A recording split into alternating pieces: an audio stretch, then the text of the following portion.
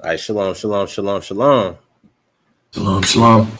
We're the brothers of Rumgadal Gabarium out of Louisiana, and the brother Ahpayach. Brother Yabayan. Yeah, my fault. Man, you going off, man. And I'm the brother Kawugado. All praises to the God. Most High. Yeah, man. We're not gonna, Lord willing, we won't hold you all long this afternoon. We're gonna go through this well needed topic that the scriptures speak volumes about, called the importance of counsel. Right? You have anything before we jump in, Lord? No. Go ahead. All right, we're gonna jump straight in.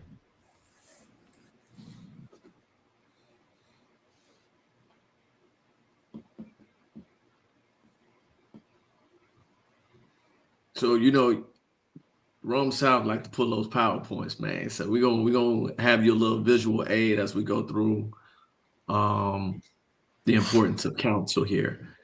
Right. Let's get to the overview. All right, so what we want to be able to try to discuss in today's time frame is, the different application in which counsel is awarded, and so that comes from perspectives. There's legally, you have a perspective, then there's biblically, there's a perspective.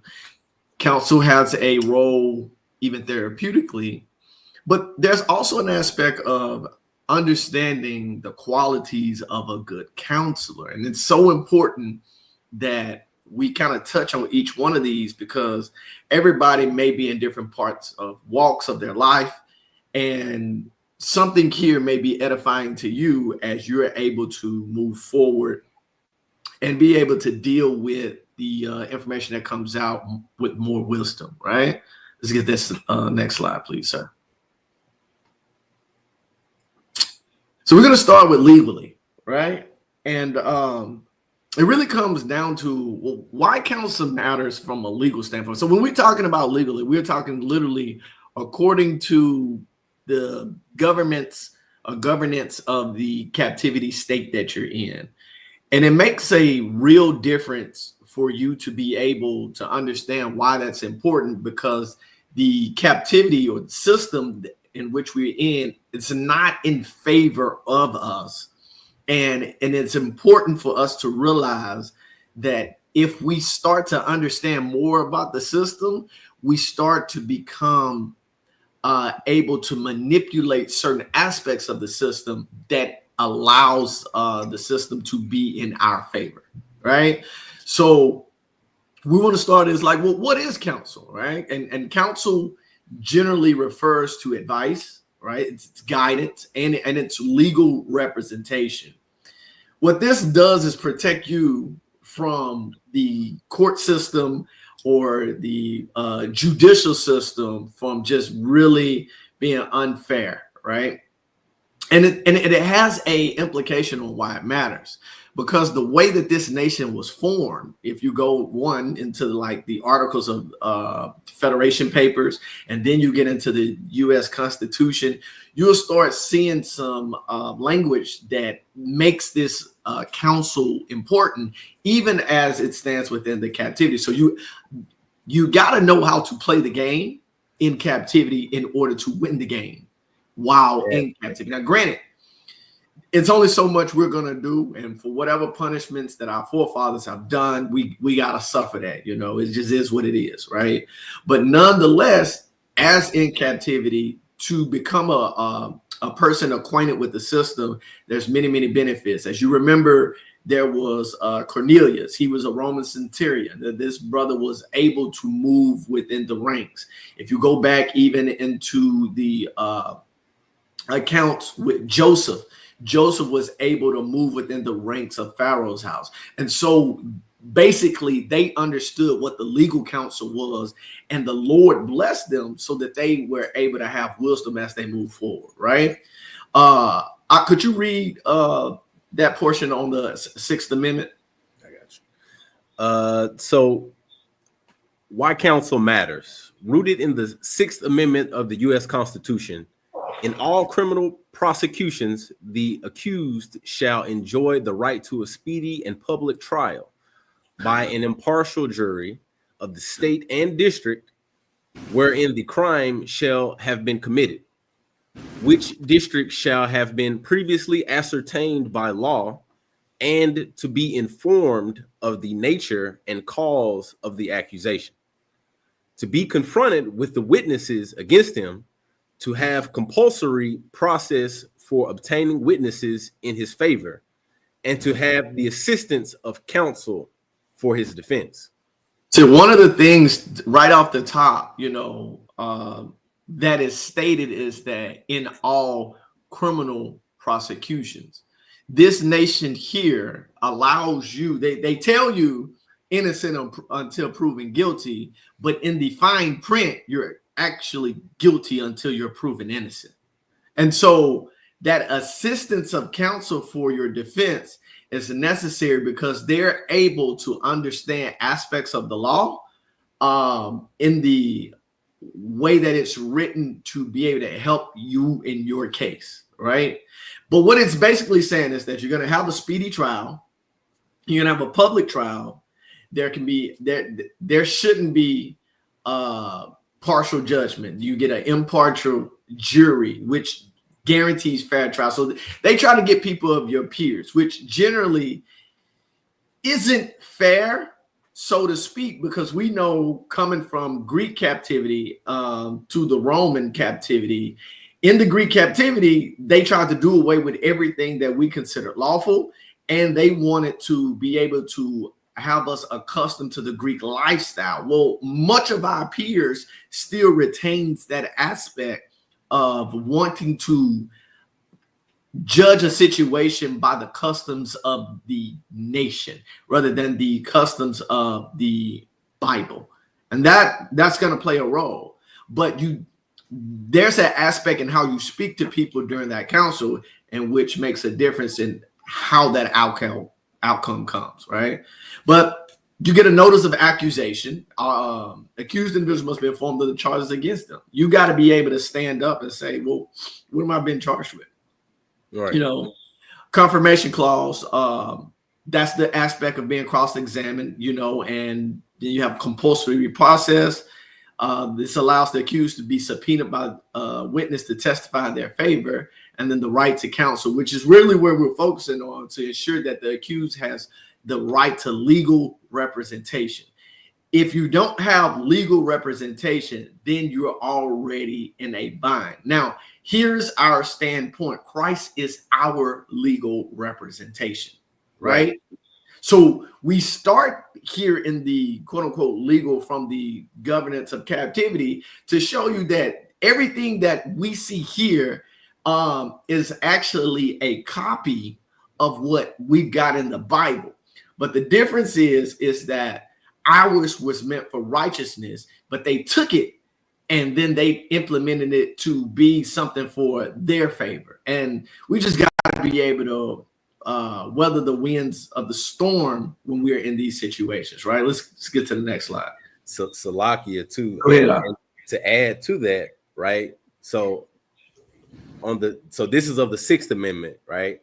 But right. If any of us have been caught in any of the snares of Esau or of this United States system, right? Mm-hmm. And you get hemmed up by the police and you're arrested, they read you what is called your Miranda rights. Right.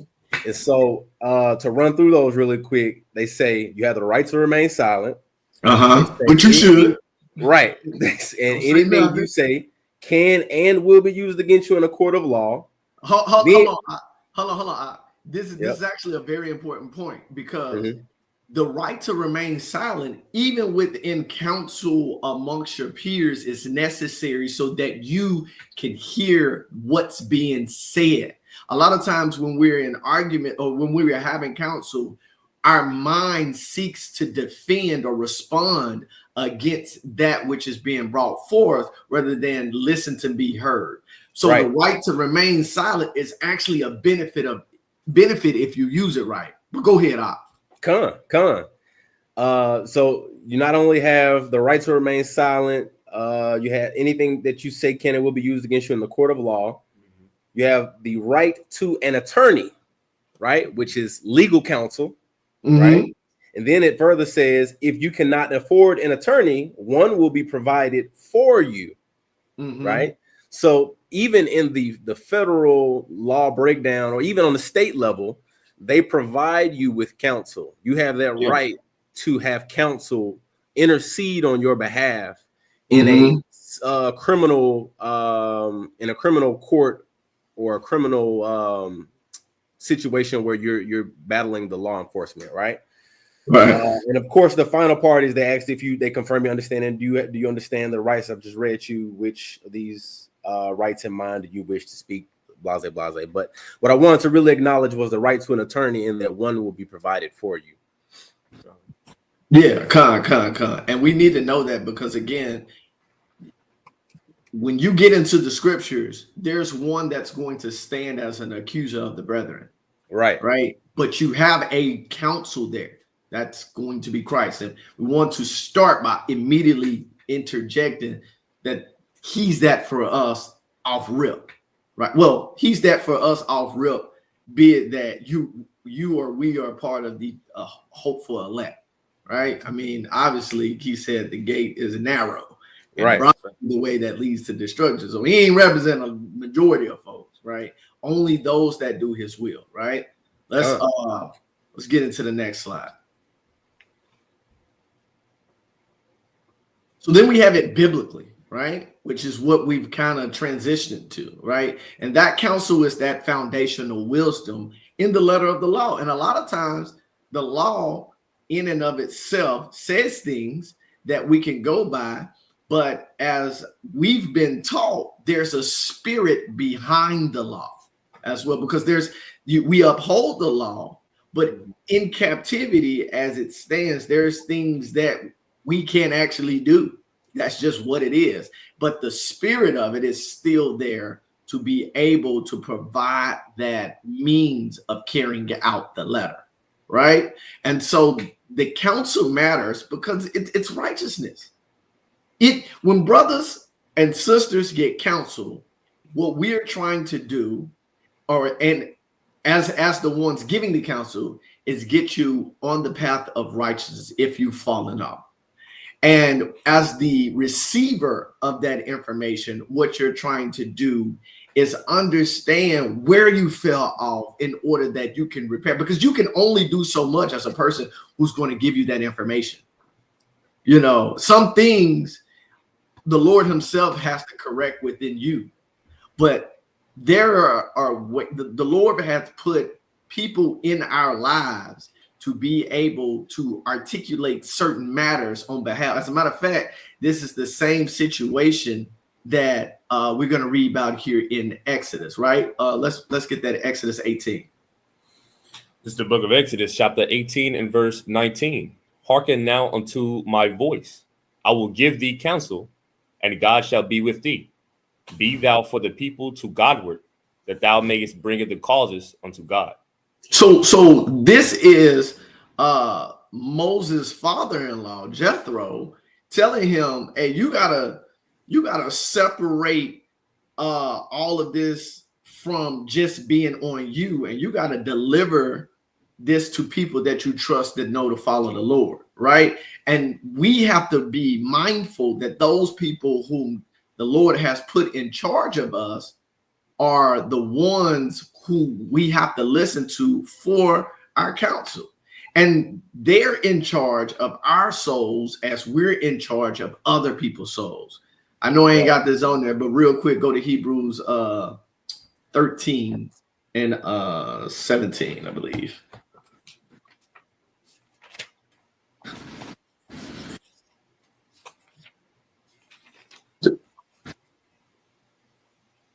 Hebrews chapter 13 and verse 17. Obey them that have the rule over you, and submit yourselves, for they watch for your souls, as they that must give account, that they may do it with joy and not with grief, for that is unprofitable for you. So it's necessary that you take heed to the counsel. A lot of times when we have the counsels, we a lot of the the members within our organization, we say con to it, because that is the most appropriate response that you can really give, because going back and forth, the contention in those moments, it's misplaced. Right. And that's not what the intent behind the counsel is. Brothers have seen things and people go off, and it's their responsibility to correct that, or at least within their authority to acknowledge it in the presence of them. Going back to the legal, that is the aspect of being confronted by the accuser. Right? You're doing something, and then we're saying, I want you to know this is what you're doing, and we don't think that this is proper, biblically speaking. We don't think this is right according to the scriptures. And we pray thee, this is the spirit of Ram, we pray thee that thou would be an individual that hears the spirit of the Lord behind the words of the man. Right. Because we come from different cultures, we come from different things, and everybody kind of says things a little different. But hear the spirit of the Lord behind the words of the man. Give me Proverbs 9:9. It's the book of Proverbs, chapter 9 and verse 9. Give instruction to a wise man, and he will be yet wiser. Teach a just man, and he will increase in learning. So you know where the work needs to happen based on the response to the counsel. Right? Because there's some things that you can't actually see. You can't, it's hard taking your eyeballs out and trying to fold back on yourself to look at you, right? It's an impossible task. But what the Lord does is he sets up what we would call angels unaware. And then those people become the ones who identify the characteristics of wickedness or righteousness. And it's not that they're making a quote unquote judgment per se against you. It is that they are making making you understand the metric in which the information is being juxtaposed against.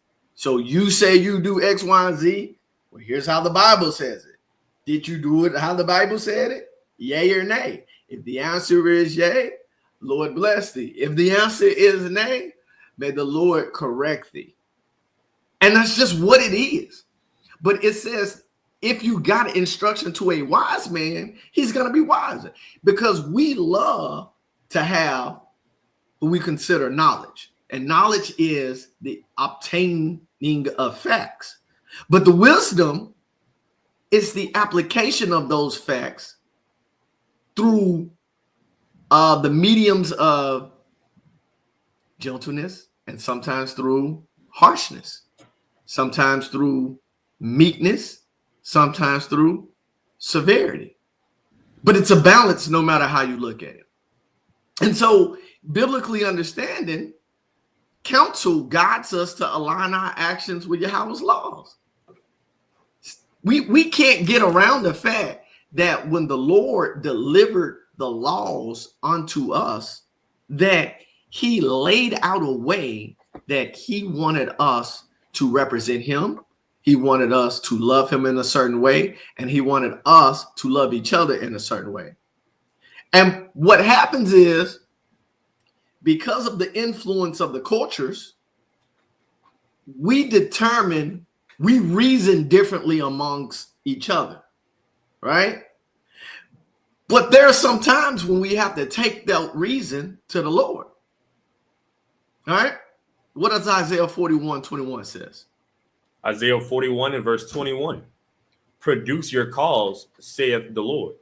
He says, produce your cause. He's asking you to tell me what's on your mind. Go ahead. Bring forth your strong reasons, saith the King of Jacob. He's saying, granted, the Most High knows it all. His thoughts are not our thoughts. His ways are not our ways. It doesn't change the fact that he's requesting of you to still do your part and bring that to him, because he is the one who has the most counsel, right? He's the one who orchestrates what counsel is. He's the one who stirs up the spirit in the elders and the captains and the generals, right? He does that for us, even to the babes, which we would be considered babes, to the elders in the lifestyle that we grew up, right?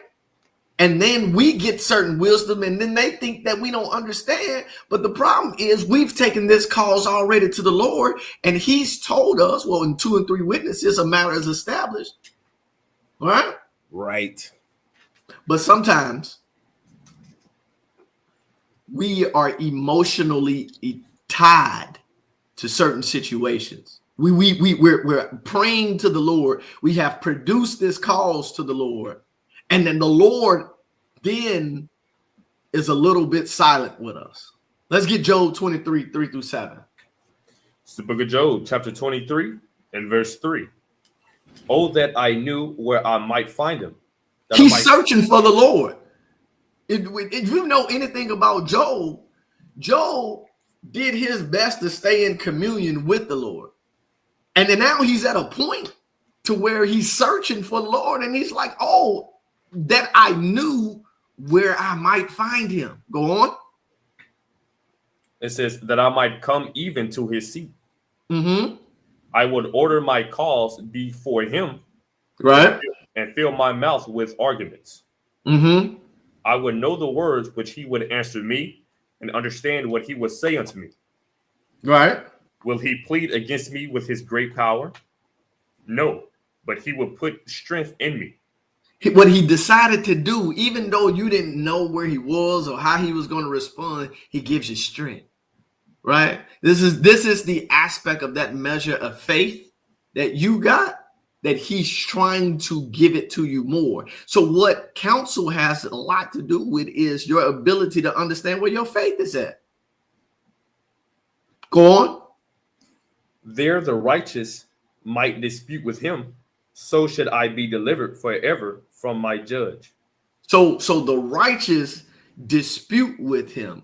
Why do we dispute with him? Because we're limited in our understanding. If you told me to bring you something, the cause, and I bring it in the limited human understanding, that's a dispute. It's not just, growing up, they would say, no, don't question the Lord, this, that, and the third. But he's telling you, if you don't understand, come to me that I may give you understanding. Right. This is just a longer way to say that. But at the end, he says, I should be delivered forever from my judge. And that judge is the aspect that actually desires you to actually to stand accused of the crimes that you've committed against the Lord. But because of the mercy and grace that the Lord does have toward you, you're delivered from the judgment therein, right?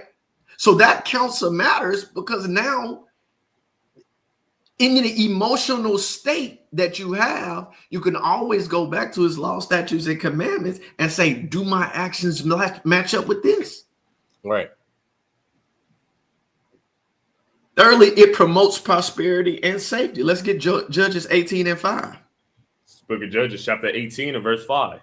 And they said unto him, ask counsel, we pray thee, of God, that we may know whether our way which we go shall be prosperous. You don't want to do anything without the Lord giving you the okay. Right. Because if he don't give you the okay, you'd have messed up. Like it was said in Minister Society.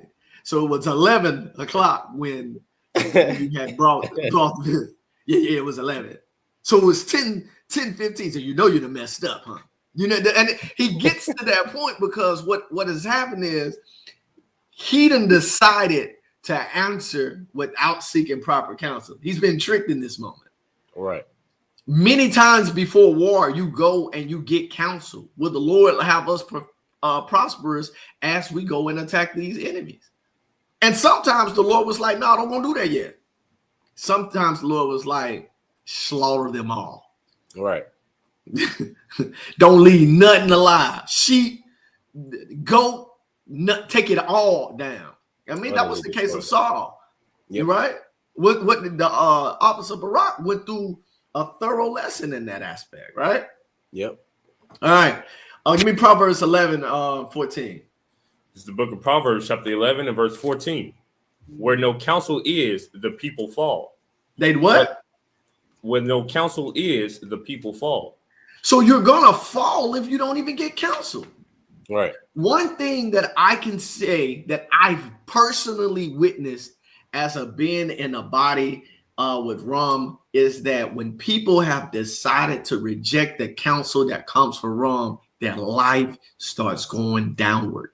Right. It's a spiral. And I'm not even trying to say that from the standpoint that they couldn't recover, but I witnessed people literally just start going back into worldly ways. I mean, and you know, like Ezekiel says, whether they hear or whether they forbear, our job is just to put it out there. That's it. Right. That's our part. But you know what I'm saying? So where no counsel is, the people fall. But go ahead on, finish that up. But in the multitude of counselors, there is safety. Why does he say a multitude of counselors there's safety?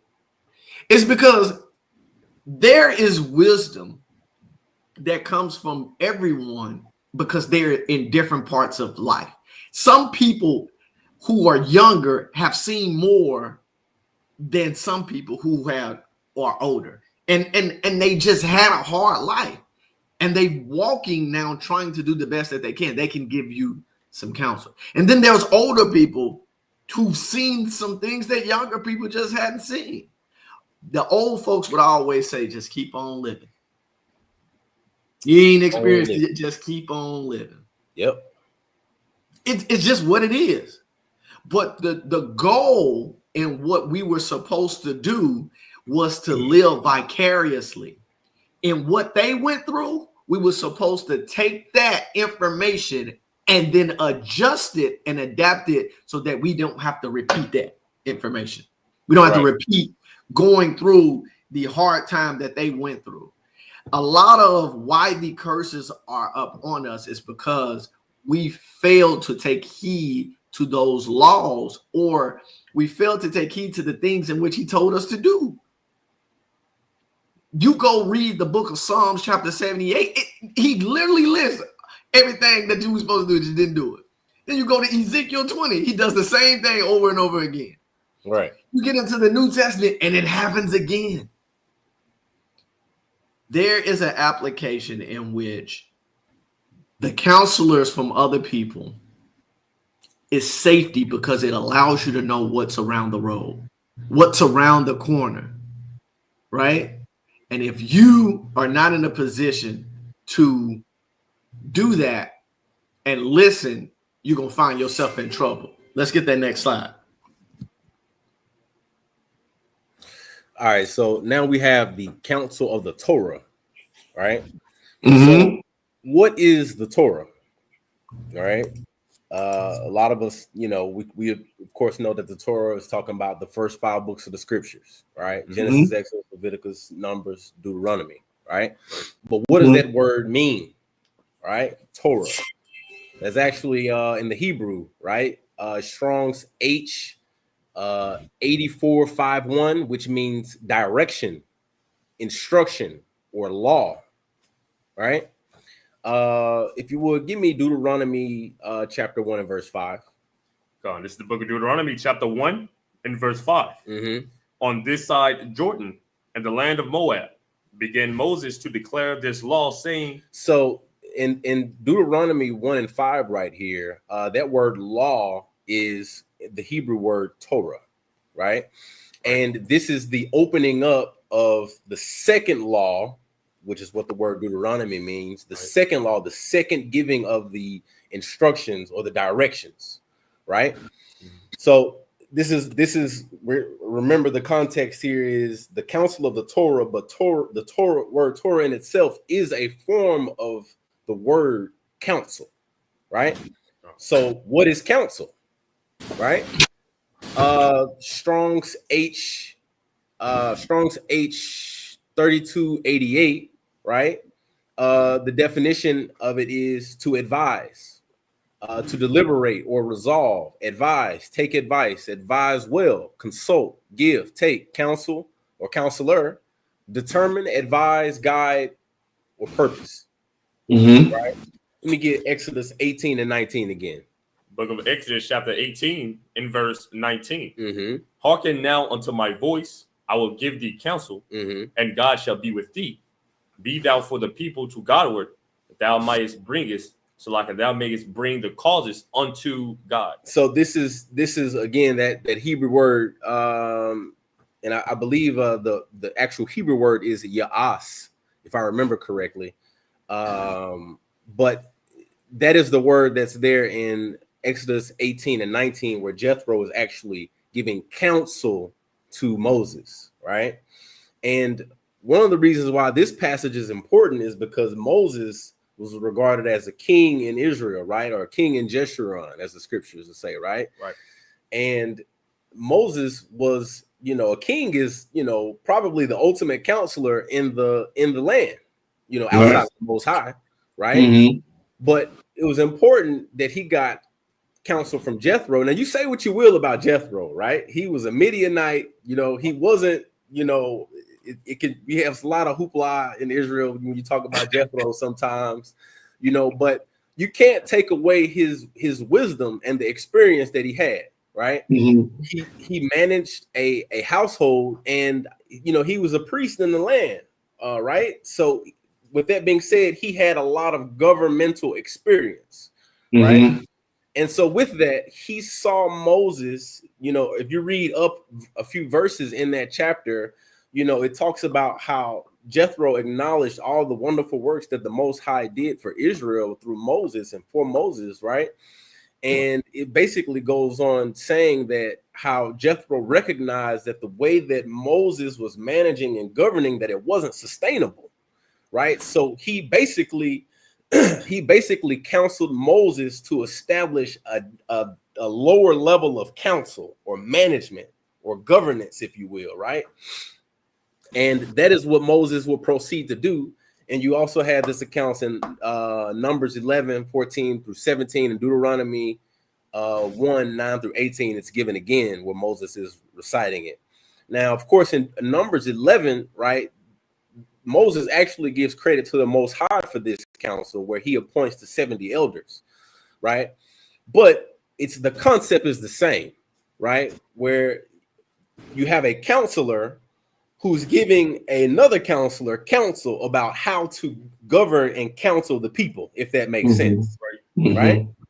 So, and then let's get Deuteronomy 17 and verse number 8. Book of Deuteronomy, chapter 17 and verse 8. If there arise a matter too hard for thee in judgment, between blood and blood, between plea and plea, and between stroke and stroke, being matters of controversy, Salakia, being matters of controversy within thy gates, then shalt thou arise and get thee up into the place which the Lord thy God shall choose. And thou shalt come unto the priests, the Levites, and unto the judge that shall be in those days, and inquire, and they shall shew thee the sentence of judgment. And thou shalt do according to the sentence which they of the place which the Lord shall choose shall shew thee. And thou shalt observe to do according to all they have informed thee, according to the sentence of the law which they shall teach thee, and according to the judgment which they shall tell thee, thou shalt do. Thou shalt not decline from the sentence which they shall shew thee, to the right hand nor to the left. So what the illustration that I'm trying to paint for you is that in our law, in our Torah, in our directions and our instructions, there is a system of counsel built in to help govern our societal structure, right? To govern the society of Israel, right? You have layers of counsel, layers of governance, right? So that we can move properly. As a matter of fact, let's go back really quick to Numbers 11. Let's go back. I got you on that. This is the book of Numbers, chapter 11 and verse 14. I am not able to bear all this people alone, because it is too heavy for me.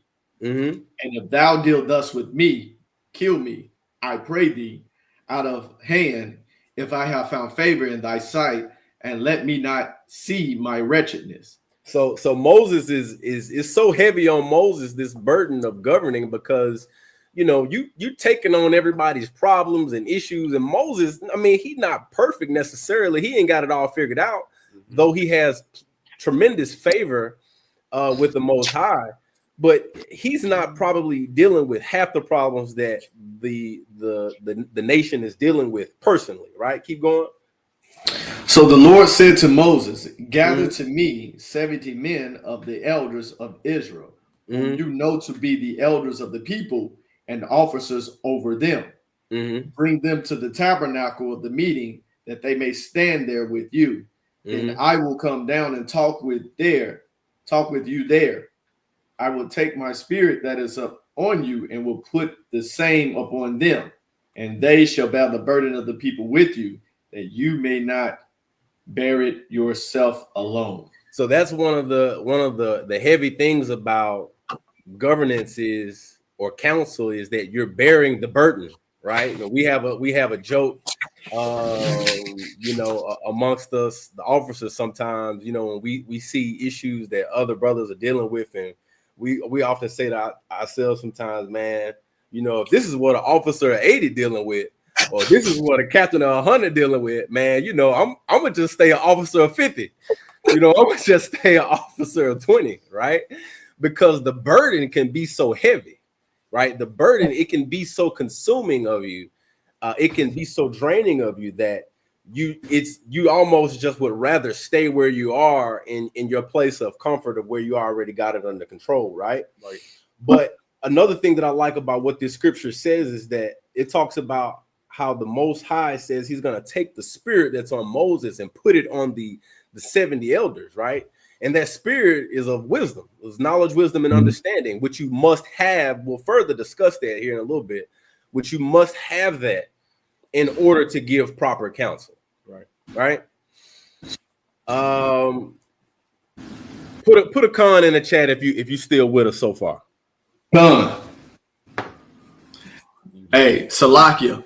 Yeah. But before we hit qualifications of a good counselor, I wanted to speak a little about when counsel is ignored, like what happens in that regard.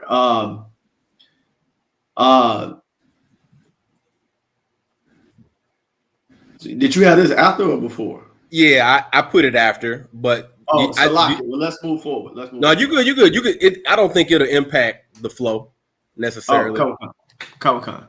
All right, so like based on what Ahpayach, the brother, is bringing out, is that if there's an aspect of you hearing this counsel and then you're deciding to go ahead and do what you want to do, well, from a legal standpoint, what happens is going to be your fault, right?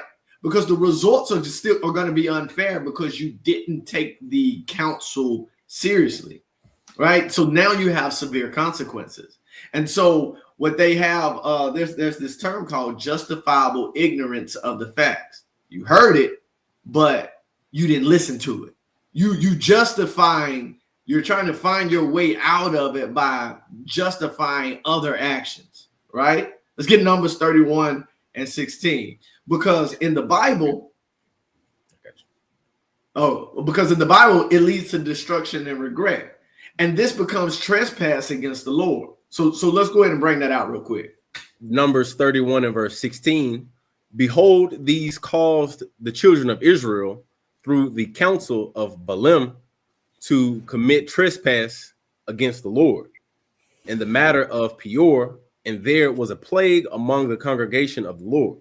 When you don't do what the Lord told you to do, he, by his nature, have to punish you. He sends among a plague. In this case, it was a plague. But in your case, it could be, quote unquote, the downward spiral that you get back into the world and you be not, how did John say? They were not of us because they went from us. That could be the very case. They never went out. They would have never went out if they was really with us. Mm-hmm. That's just a reality of the situation, right? Let's get Joshua 9 and 14. The book of Joshua, chapter 9 and verse 14. and the men of their Salakia, and the men took of their victuals and asked not counsel at the mouth of the Lord. You know how disrespectful this is. A lot of times when we're making judgment on matters, one of the things that we often do is we push it up higher. It ain't because we don't have that aspect to make a judgment. It's because the Lord has put others who are more weightier in the spirit to understand and to say things in which we may have not come across yet. When sometimes being blunt and being harsh with certain people is not the most correct response and could cause them to go off further. When Christ was talking about you make them twice a demon, you know, and you invite more back, that's because sometimes you got to be able to discern the spirit. We may not have been around to discern the necessary spirit that they have in order to give a response that they can receive. Though we have a judgment, you know, we understand what can be said, you know, but it's just wise to always go to counsel, right? Let's get Psalms 83, 2 and 3. This is the book of Psalms, chapter 83 and verse 2.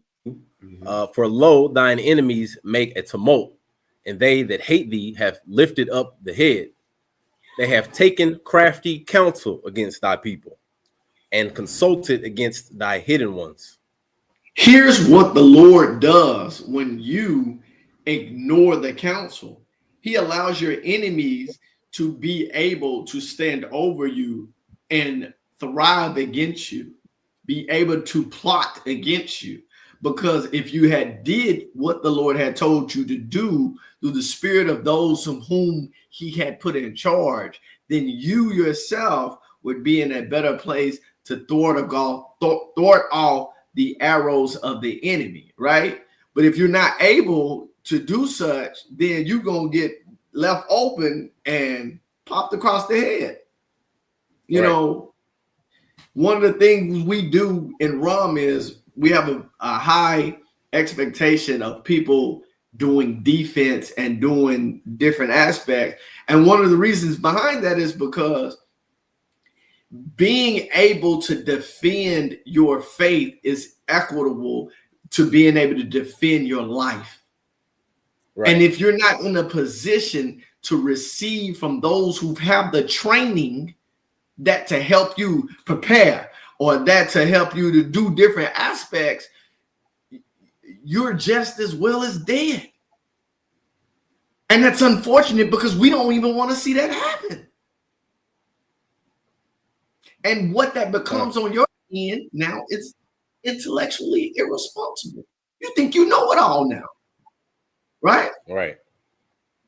Listen to how Job had to deal with the Lord when he was going through it. And I brought Job up earlier because Job, you know, he was one of the mans of the Lord. Lord, you know, Lord messed with Job pretty heavy. You know what I'm saying? And what you get now, when you get to the end of the book of Job, Job kind of going through he's struggling with it, Bob. He's struggling with it, you know, and it's tough for him because from an emotional state, Job had counsel from friends, and the counsel he got from his friends just wasn't what was necessary, because what was happening for Job was happening in the celestial realm that Job didn't understand, nor did the friends understand, right? So let's get 42 and 3. It's the book of Job, chapter 42 and verse 3. Who is it, Salakia? Who is he that hideth counsel without knowledge? When you hide counsel without knowledge, in modern terms, we say this brother talking out the side of his neck. You understand words and you understand meaning, you just can't understand application. Right? Go on. Therefore have I uttered that I understood not things. See, he done confessed in the next page. Yeah, Oh, my fault. I didn't even know what I was talking about. Right. You said I got a little loose lip, got to talking. My fault. Go ahead. Things too wonderful for me, which I knew not. Because God's thoughts isn't your thoughts. And that's even the same way when you're dealing with your counsel. Their thoughts aren't your thoughts, even though you can discern and you can read. The Lord placed these men and women in your life to be able to help guide different aspects of you. When women are talking to other women and they're trying to give you a path, as it says, to show your righteousness, that counsel for the younger sisters, if you're not going to be accountable when the sister brings it out, that's on you. Right. The sister did a part, as well did the brother when he talked to the brother, when the brother talked to the sister. All right. What Hosea 4:6 say? Hosea 4:6 says, my people are destroyed for lack of knowledge. Hold on. Wait a minute. We've made it all the way to 2024, and technically year 5,785. Right? We've been around long enough to at least be able to obtain some knowledge. In Hosea, he says he was making a point because Hosea had to marry Gomer, and Gomer was a harlot running these streets, right? Right. But he was using Gomer and Hosea to show that this is how we're treating the Most High. We're just going after every, in modern day terms, Dick and Harry. You know what I'm saying? Or is it Dick, Tom, and Harry? That's what it was. You know what I'm saying? Yeah. So what that mean was we were just, as the bride of Christ, we're ones that was ignoring what Christ was telling us, or how the Most High is showing us that we need to prepare for Christ so that love can be extended to us. We lacked the knowledge. We were being irresponsible with the information he had given us, right? And we get destroyed because of that. Right? Go on. My people are destroyed for lack of knowledge, because thou hast rejected knowledge. I will also reject thee, that thou shalt be no priest to me. That's tough. Yeah. The Lord done said, Hosea got a whole aspect of just discrediting God's people in the aspect of they will be no people. I mean, it's said in multiple areas. Right. Ephraim them was called not a people. Now he's saying the leap, for what it's worth, from kings being kings, a nation of king and priests. The priests were the Levites, and he was saying the Levites didn't even make it right. Finish, man. They only job was to serve the Lord on behalf of the people, to the services of the Lord for the people. And Right. they were the chosen of the 12. All right. He don't give it right. You ain't even be a priest to me. He start hating feast days. He start hating all the stuff that they do because you lack the knowledge in how I told you to love me. Yep. You lack the knowledge in the counsel that I gave you for dealing with me.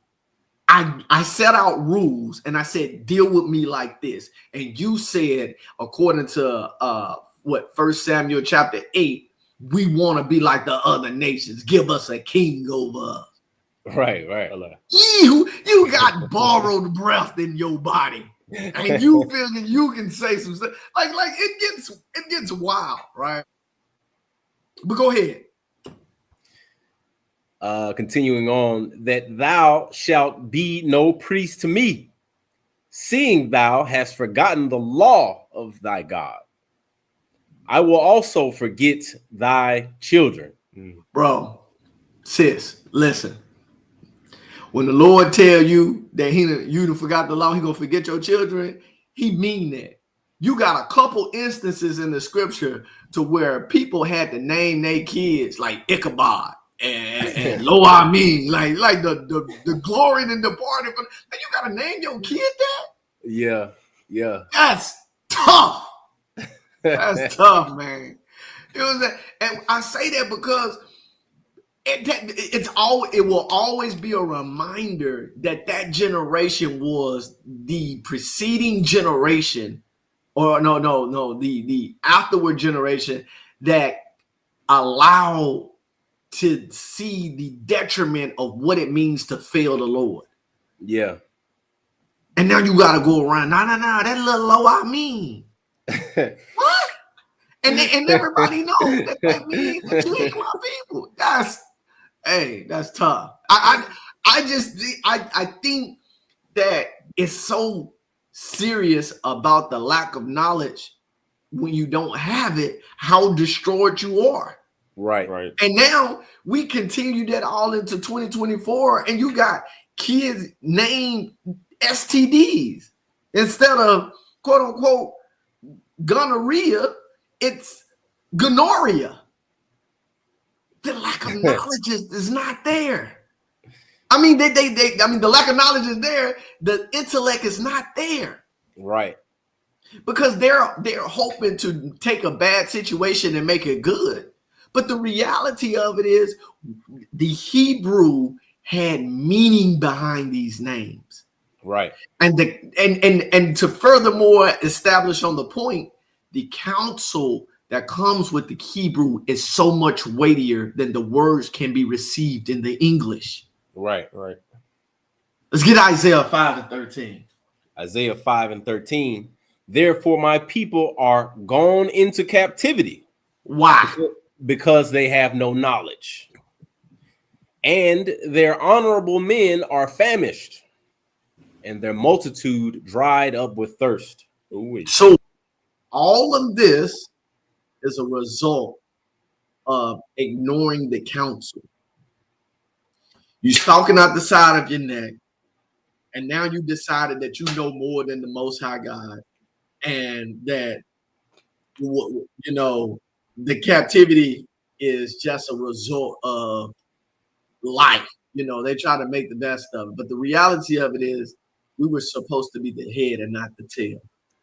Right. Word. Next slide, brother.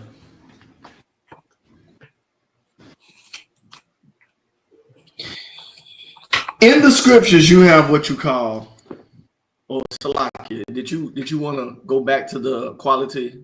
Either way, it don't matter. Yeah. Let's go back. Let you go ahead and handle that aspect. All right. So so we just discussed what happens when counsel is ignored, and we could have went to other places too. I mean, the scriptures just have so many examples. So many of counsels, and what happens when counsel is ignored, and what happens when counsel is followed. I mean, we could have discussed when the kingdom was split, and Solomon's son decided to follow the advice of the young men instead of the elders. Right. Talk about it. We could have talked about that and talked about how, they further compounded the curses and the discord in the nation, and we could have even we could have went deeper into the book of Judges when it talks about how everyone did what was right in their own eyes. Right? Yeah. But if we did that, we would be here till about 5:00, right? So suffice it so you can go and dig into those accounts for yourself after this class to further compound and further get a deeper grasp on the topic.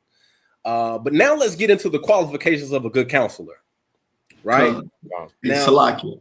Yep. Kawal. I'm gonna take the Proverbs. If you could take the Syrax. Come on, Lord. Okay. Go ahead. So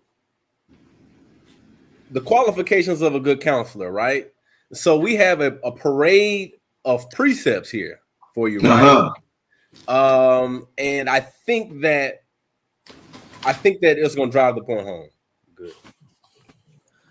Let's get Sirach 6 and verse 34. The book of Sirach, chapter 6 and verse 34. Mm-hmm. Stand in the multitude of the elders Mm-hmm. and cleave unto him that is wise. So stand into the multitude of elders and to cleave unto him that is wise, right? So you can, here's the issue with, you know, with Israelites who want to remain individualites and don't want to have any governance, or to use the title of our previous class, those who despise government, right? You don't have any elders, right? And when you don't have any elders, you don't have anyone who's when you don't have any elders, you don't have anyone who is able to give you wisdom. A precept on that too. Bring that precept out really quick. This is the book of Wisdom of Solomon, chapter 4, verse 8. For the honorable age is not that which standeth the length of time, nor that is the measure by number of years, but wisdom is the gray hairs unto them, unto men, and an unspotted life is old age. This is why we call them elders.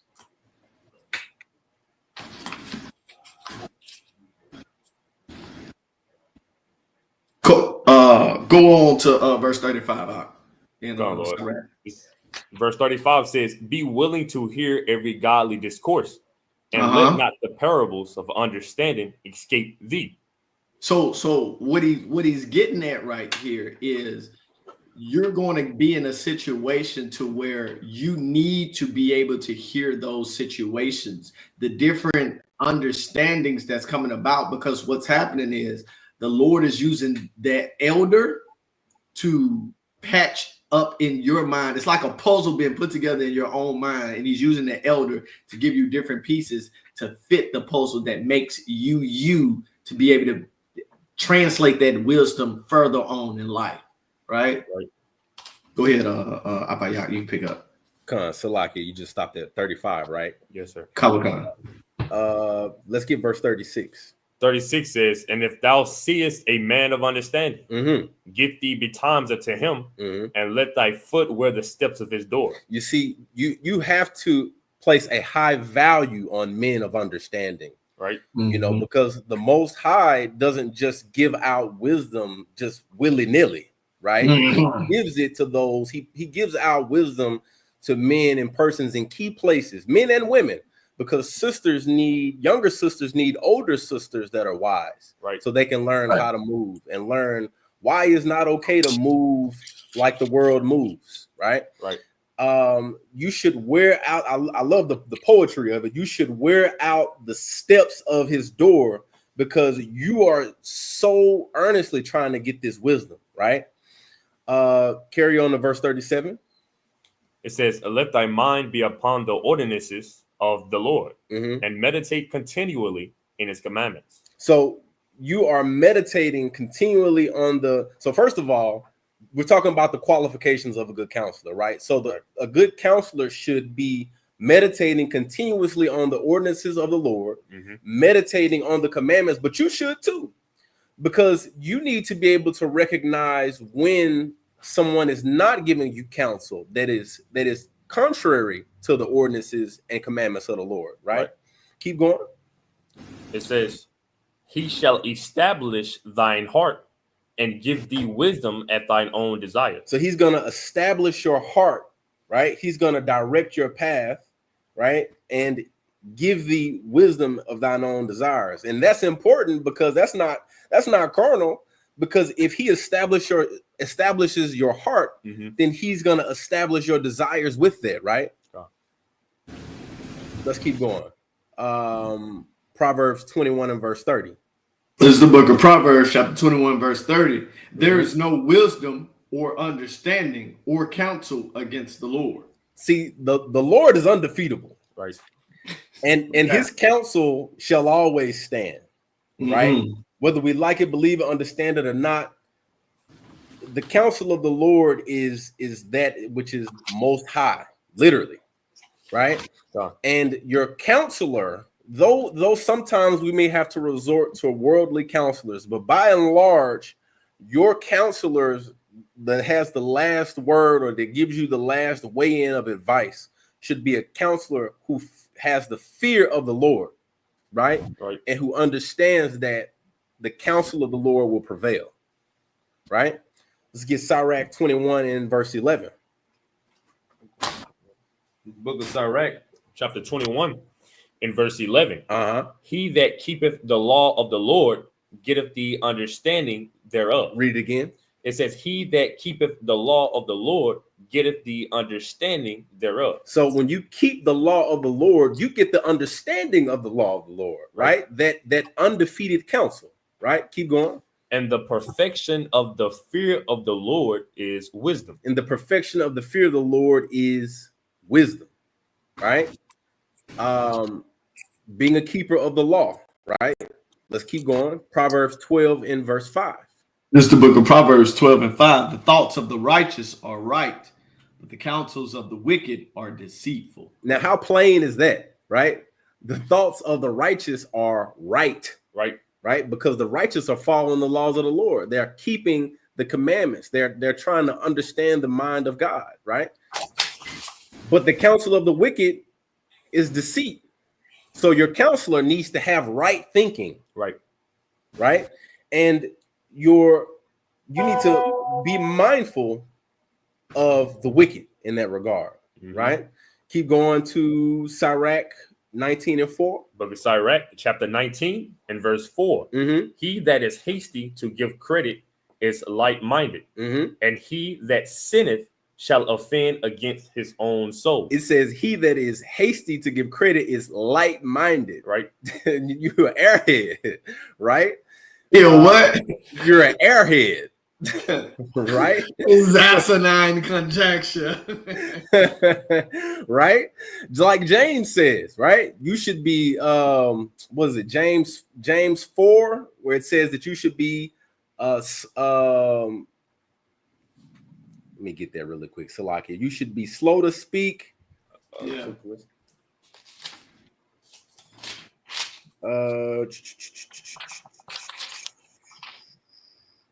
The book of James, chapter 1 and verse 19. Come on. Wherefore, my beloved brethren, let every man be swift to hear, slow to speak, slow to wrath, for the wrath of man worketh and not the righteousness of God.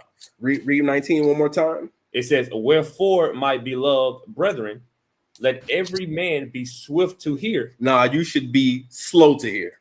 Every man be swift to hear. Come on. Slow to speak. Or no. Be quick to speak. Slow to speak. Okay, then. Slow to wrath. For the wrath of man worketh not the righteousness of God. So your counselor should be slow to, should be swift to hear, right? And slow to speak on the matter. Give me Proverbs 18 and 13. This is the book of Proverbs, chapter 18 and verse 13. Come on. He who answers a matter before he hears it, it is folly and shame to him. Right? Because you're supposed to hear the whole conclusion of the matter. Right. That's right. Right? You're supposed to be swift to hear. Right? Slow to speak. They say a worldly wisdom is the Lord gave you 2 ears and 1 mouth for a reason. Right. Right?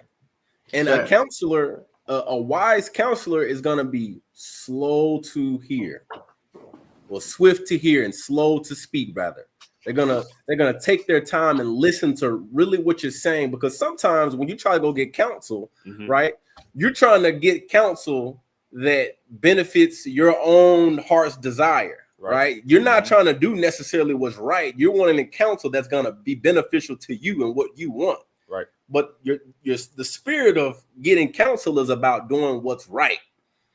And a wise counselor is going to be able to wisely and rightfully discern that, right? Give me Sirach 22 and 13. The book of Sirach, chapter 22 and verse 13. Talk not much with a fool. Nah, you should talk to him all the time. Talk not much with a fool. Talk to him every once in a while. Talk not much with a fool. Keep going. And go not to him that hath no understanding. Beware of him, lest thou have trouble, and thou shalt never be defiled with his foolery. You have to be careful about having conversations with fools about knowledge, wisdom, and understanding. Because a fool, like the scripture says, a fool says in his heart, there is no God. Right. Right. That's denying the wisdom of God. Right. Keep going. Depart from him, and thou shalt find rest, Mm-hmm. and never be disquieted with madness. So depart from the fool. Right. It further says, when you depart from the fool, you will get rest. Right. And never be disquieted with madness. You will never be bothered with his nonsense, because you understand that, if I get counsel from you, you're going to cause me to go off even worse, and I'm going to be more confused. Right. So a good counselor is obviously not foolish. Right. Right. Give me Sirach 37 and verse 7. Book of Sirach. All right. Chapter 37 and verse 7. Every counselor extolleth counsel, but there is some that counseleth for himself. So see, some counselors. So here's the flip side. Sometimes when you're getting counsel, you got to know who you're getting counsel from. Right now, our school, we have righteous elders, righteous leadership, right? Who is seeking out to build the kingdom, to build the nation, right? To build us up, right? And to break down strongholds, right? So they are not trying to give counsel that benefits themselves. Right. Read it one more time. It says, every counselor extolleth counsel. So counselors will promote counsel, right? Keep going. But there is some that counseleth for himself, because they're out for their own benefit. Continue. Beware of a counselor, and know before what need he hath. So you need to kind of sort of understand who you're dealing with, right? Keep going. For he will counsel for himself, lest he cast a lot upon thee. So he'll counsel for himself, because he's going to be holding crafty counsel against you in the counsel that he's giving you. Right? Keep going. Verse 9 says, and say unto thee, thy way is good, and afterward he stand on the other side to see what shall befall thee. So he's going to counsel you so you can fall into a ditch. Ooh. Right? Keep going. Consult not with one that suspected thee, and hide thy counsel from such as envy thee. So this in verse 10 is warning you to be careful about those who are suspect against you, or those who are watching you and envious of you, because they'll counsel you to take you off your square. Right? Let's keep going on verse 11. 11 says, neither consult with a woman touching her of whom she is jealous, neither with a coward in matters of war, nor with a merchant concerning exchange. So wait a minute. So it says neither consult with a woman touching her of whom she is jealous. So you have to be careful about asking a woman about another woman whom she may be jealous of, right? And then it also says you have to be, it just cancels out getting counsel from a coward as a manner of war, because he gonna get you killed, right? And that's a fact. You know what I'm saying?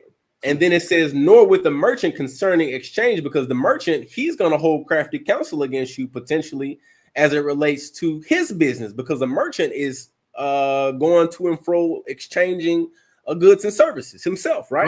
Bro just trying to make a deal. You know what I'm saying? He trying to cut a deal and hold crafty counsel against you, man. Right? So keep going. Nor with a buyer of selling.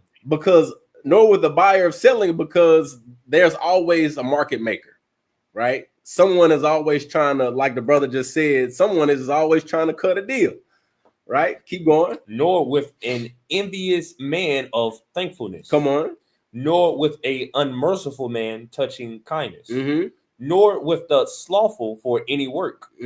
Nor with an hireling for a year of finishing work. Nor with an idle servant of much business. Hearken not unto these in any matter of counsel. And so what Sirach is really drilling here is he's saying that when you're trying to get counsel on a particular subject matter, be careful of those who seek to gain benefit out of that subject matter, right? Or be careful about those who like in the latter clause, it says, nor with an idle servant in much business. An idle servant is a poor person to talk to about conducting your business, because the idle servant is someone who is going to waste your money, waste your labor, right? He's gonna run up your labor costs. Look, they're gonna be trying to ride the clock, and they're gonna be trying to take breaks. They're gonna be trying to take smoke breaks every 5 minutes, right? That's an idle servant. You gotta take a break, brother. Right? Come on, little brother. You know what I'm saying? So let's continue to verse 12 in Sirach 37. Salakia is a little insider. Salakia. But be continually with a godly man whom thou knowest to keep the commandments of Yahweh. So it comes back again. Be continually getting counsel from a godly man, right? A man who knows to keep the commandments of the Most High, right? That is who you want to get counsel from. Come on. Whose mind is according to thy mind. Whose mind is according to your mind, because he understands where you're coming from. Or she understands where you're coming from, because she understands your mind. You've built a rapport with him or her, right? Because it says continually be with that man, that godly man. So if you're continually with them, right, you've built a relationship with them. Right. Keep going.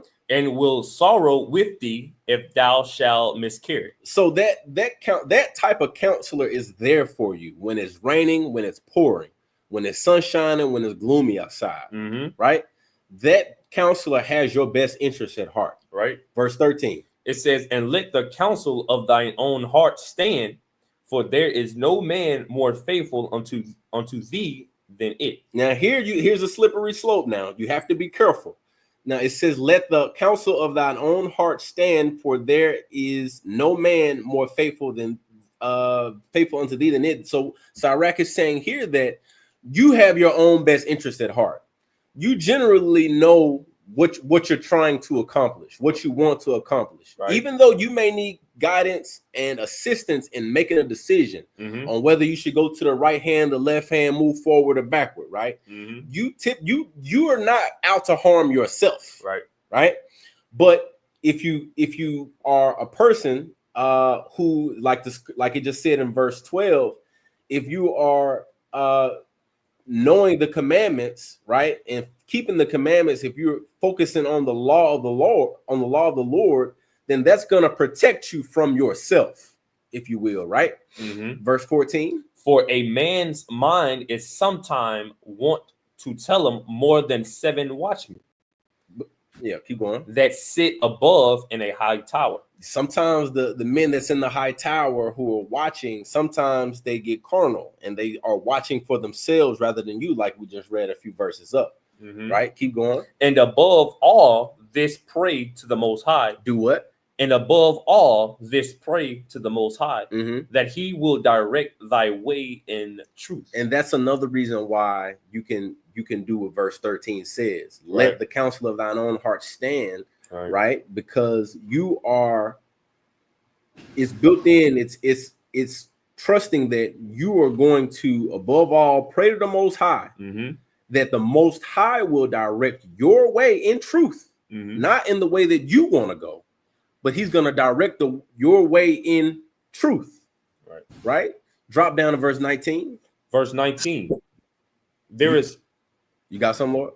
Yeah, I wanted to bring something out, but I go through this 19. Okay.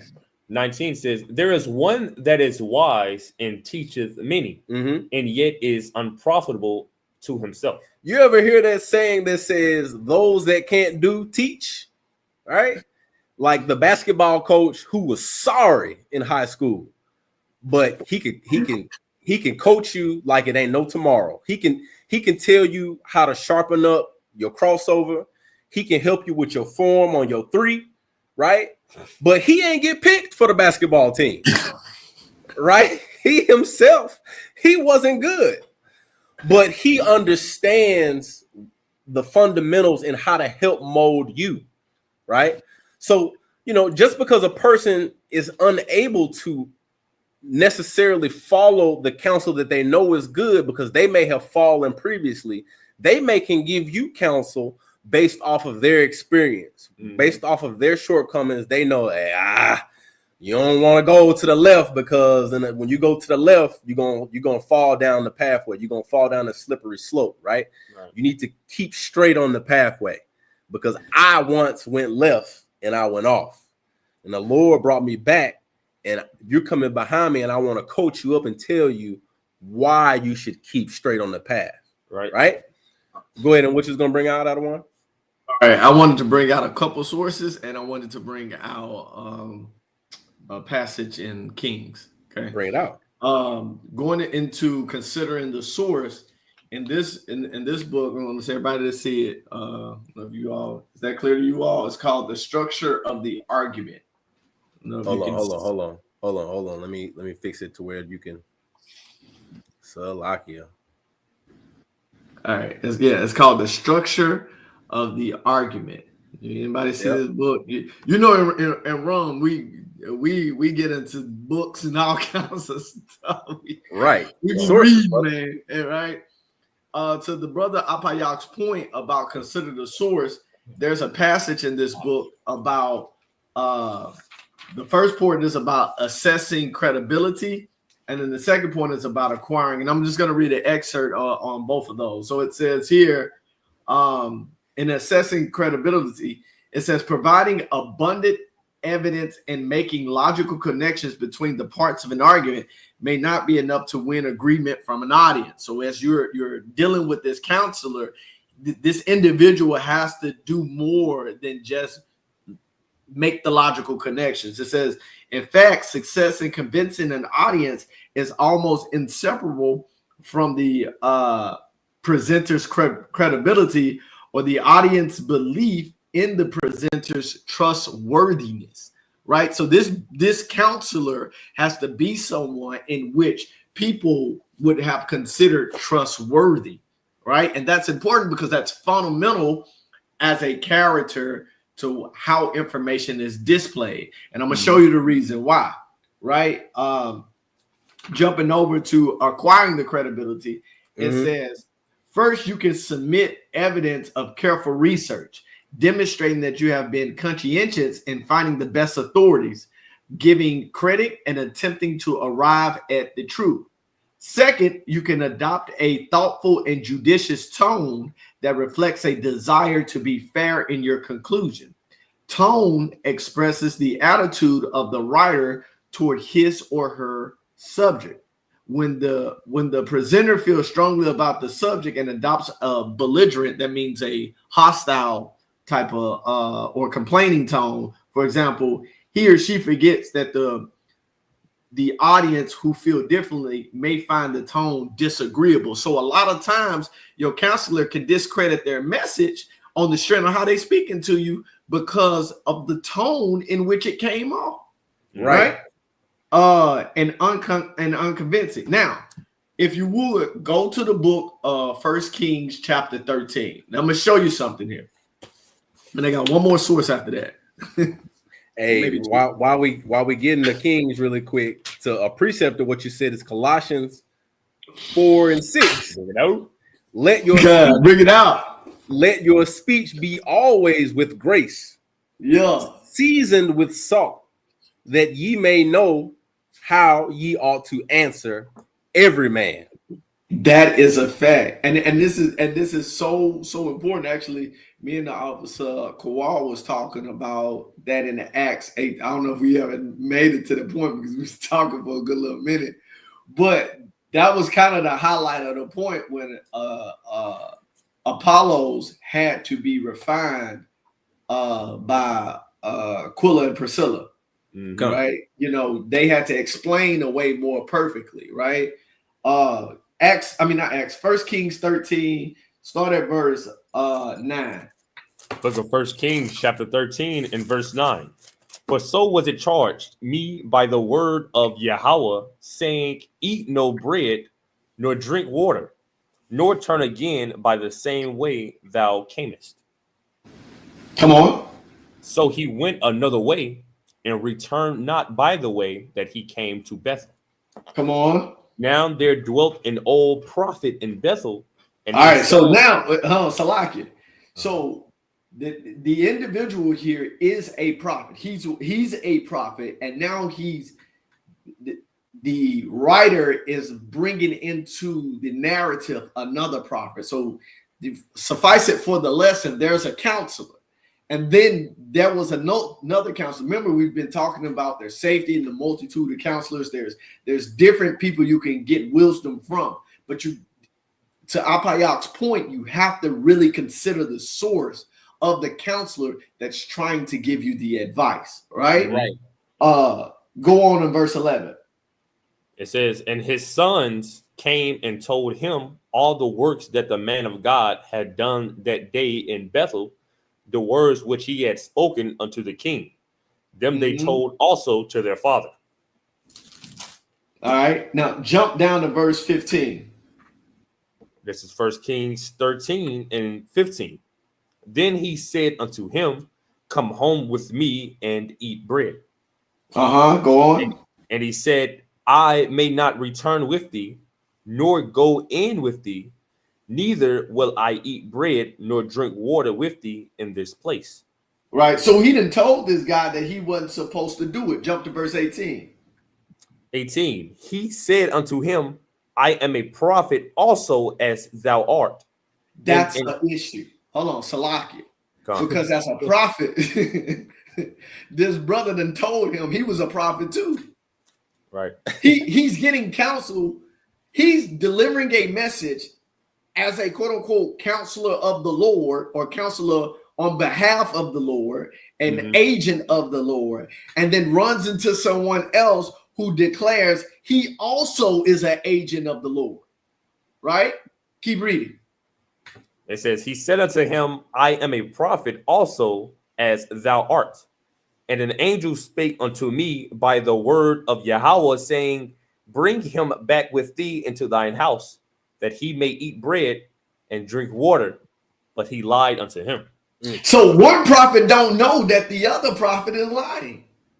That we find that out as it's been written, but as this is happening, he don't know that he's lying. Because if you continue to read, the brother goes and eats and drinks with the brother. Now, let's go look at verse 24. Jump to 24. So in the sense of 1 Kings 13, 9 through 24, give you the entirety of the context, but suffice it to say that we try to make it through those passages. So verse 24.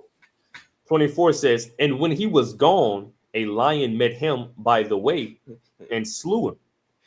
And his carcass was cast in the way, and the ass stood by it. The lion also stood by the carcass.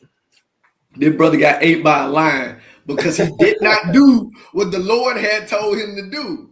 Now, he got information from another counselor, i.e. a prophet, saying that an angel spake to me, but the angel didn't speak to him. Right. He lied. What the original prophet had got was the words from the Lord. Right. That just goes to show you have to consider the source in which the advice is coming from. You have to. He should have questioned the prophet. Oh yeah, if the angel of the Lord had spoken unto you, why is it in conflict with what I am told to do? You see, you got to present information to those who are coming at you with certain information and just challenge it. The scriptures say, try the spirit by the spirit. He did not do that. Right? Go ahead, Og. I just wanted to bring that out for a second. That's solid. And you got me, it's kind of going, well, it made me think about Deuteronomy 18, right? And the qualifications of a prophet and what the Lord said. Right. We often go to this to talk about Yahushua in the Old Testament. But in verse 18 of Deuteronomy 18, it says, I will raise them up a prophet from among their brethren, like unto me, and put my words in his mouth, and shall speak unto them all that I command him. So the man of the Lord, or the counselor that the Lord has sent, right? He's going to have the words of the Lord put in his mouth by the Lord, right? He's a trustworthy source in general, right? And it goes on to say, in verse 19, right? It says, and it shall come to pass that whosoever will not hearken unto my words, which he shall speak in my name, I will require it of him. Right. So you get which is what happened to the dude. Right. He did not listen to the word that was given to him directly from the Lord. Right. Right. Now here's the killing part in verse 20. But the prophet which shall presume to speak a word in my name which I have not commanded him to speak, or that shall speak in the name of other gods, even that prophet shall die. He should die. Right. It's so intense that you say that, because it's two other prophets in the Old Testament, one in Jeremiah, obviously, the other is in Ezekiel, that goes on to talk about false prophets, or in the aspect of what we're saying here, counselors that gives wayward advice on behalf of the Lord when the Lord had not given it to him. But so much so that the counsel that Christ tells the others is the same as the Deuteronomy 18 and 18. Get John chapter 12 and 49. He could, because Christ understood what it was. If you said you're gonna require the thee, when he got to the authorities, the brother got to spitting back the law to him in a sense, right? Read that. Book of John, chapter 12 and verse 49. For I have not spoken of myself, but the Father which sent me, he gave me a commandment, what I should say and what I should speak. See, he wasn't playing no game. Go ahead. It says, and I know that his commandment is life everlasting. Whatsoever I speak, therefore, even as the Father said unto me, so I speak. He only repeats what he was told. You do or say what the Lord tell you to say. That is a stipulation of being the prophet, right? And so as an individual who is a counselor, or who's standing in the role to speak the wisdom from, say, the prophets of the word, there's still aspect to where you have to know what their credibility is. Christ proves his credibility by going back to the Father, saying, this is where I get my information from. That counselor who you're talking to is going to go back to the scriptures and point back and say, hey, this is where I get my information from. Right? Go ahead, Al. Now that's solid. And really quick, I kind of want to highlight one of the things that the brother Bakwash brought out. He say elders typically be holding you accountable and or looking out for your life. Right? They care about your life. Like they're not here counseling you for their own benefit. They're not counseling you just so you could give a ATC, brother. You know what I'm saying? They want you to give ATC, yes, but they are not counseling you for the sake of the ATC or for the sake of some other material gain, right? It's because they care about you personally. Right. We could, brother, before this council, you could put $5 to the ATC. We gonna pass the ATC pot around. Pass the booking around. Everybody scan the QR code on the Cash App. The Lord go bless you tenfold. Right. Wait, hold on. Wait. Like the brother that was selling the dream pillows that I sent to God, man. Yeah, we prayed over these pillows right here, man. Just go ahead and give me all your money. I prayed over these pillows. They holy. But see, that's the beauty behind rum. We don't have individuals that seek their own gain in rum. You know, we are an organization in which that tries to help develop everyone. But as it relates to ATC, it costs to still run things, and you have to be able to put your brick in. And that's essentially what our elders do, and our captains and our generals. So. And brothers will give you counsel whether you can give ATC or not. That's a fact. Right? The preference is that you do it, but brothers still care about your soul regardless of where you're at, you know? God. So Con, let's continue on. we making good progress. We're not very far off. We just talked about the qualifications of a good counselor. Our elders are impeccable, right? Our captains and officers and high ranking men are outstanding, and they are truly we're truly blessed to have them, right? PowerPoint back up really quick. You can even see that in the chat. You know, you got brothers that, you know, answer you on your questions with the quickness. So that's all.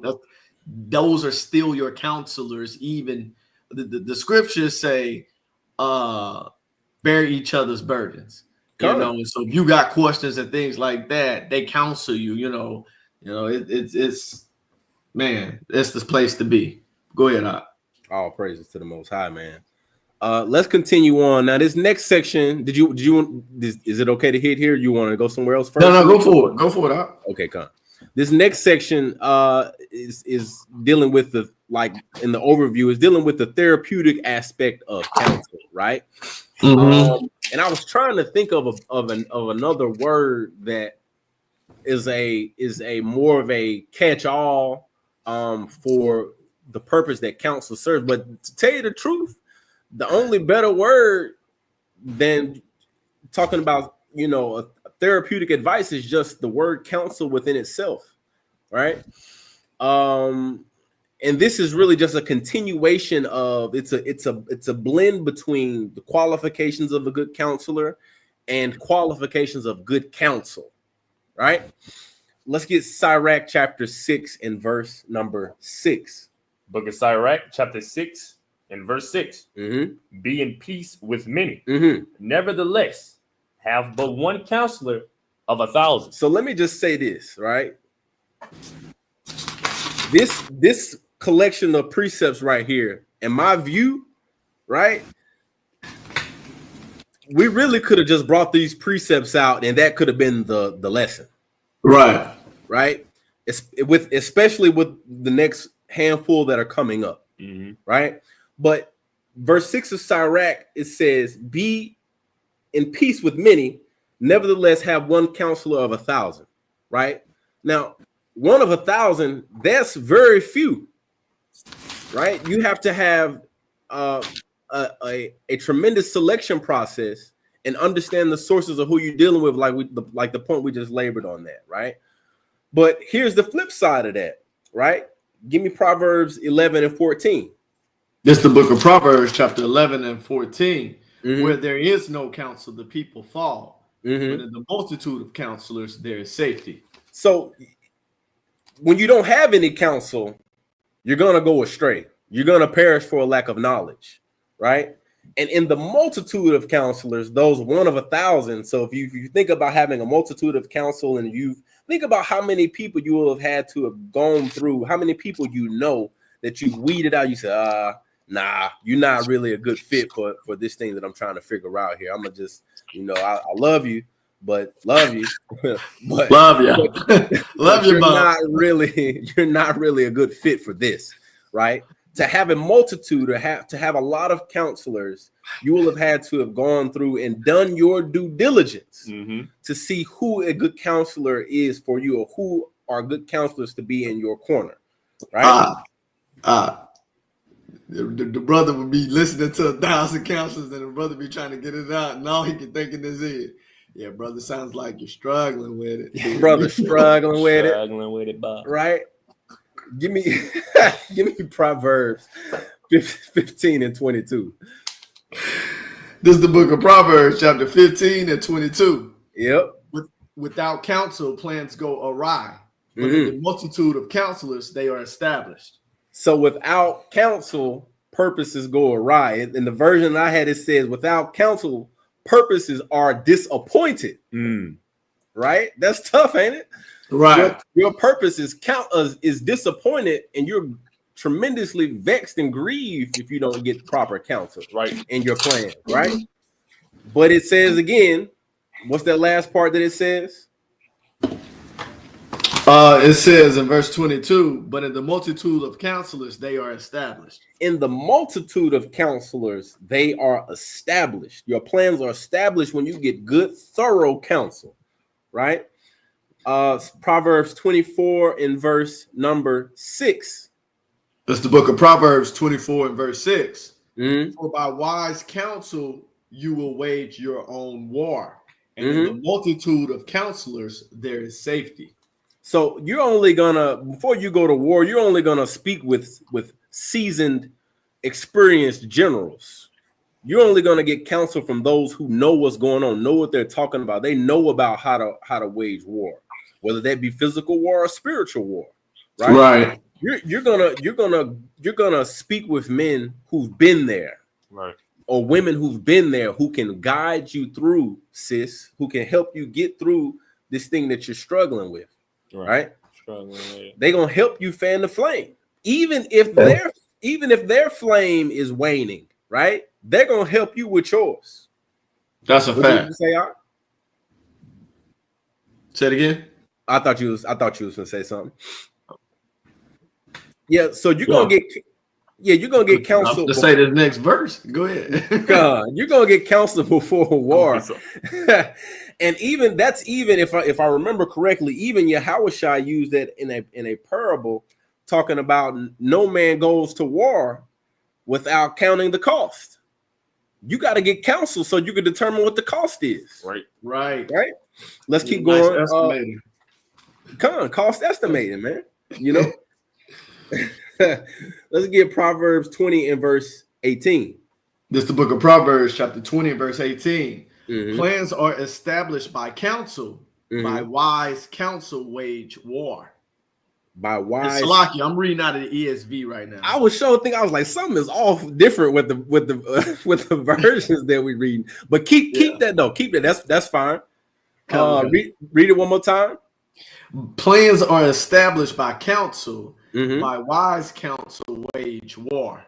And in the KJV it says every purpose established by counsel, and with good advice make war. Right? So every purpose is supposed to be established by counsel.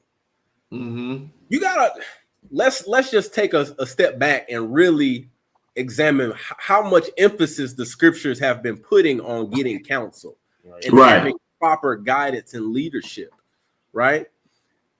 Yahushua would get counsel before he did everything. We just read in John 14 how he only said what the Father said. He only did what the Father told him to do. Mm-hmm. Right?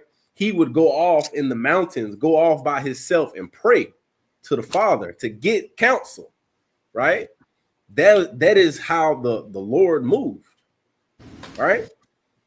And every purpose is established through counsel. Right. And without counsel, it's meaningless. Your purpose can be disappointed.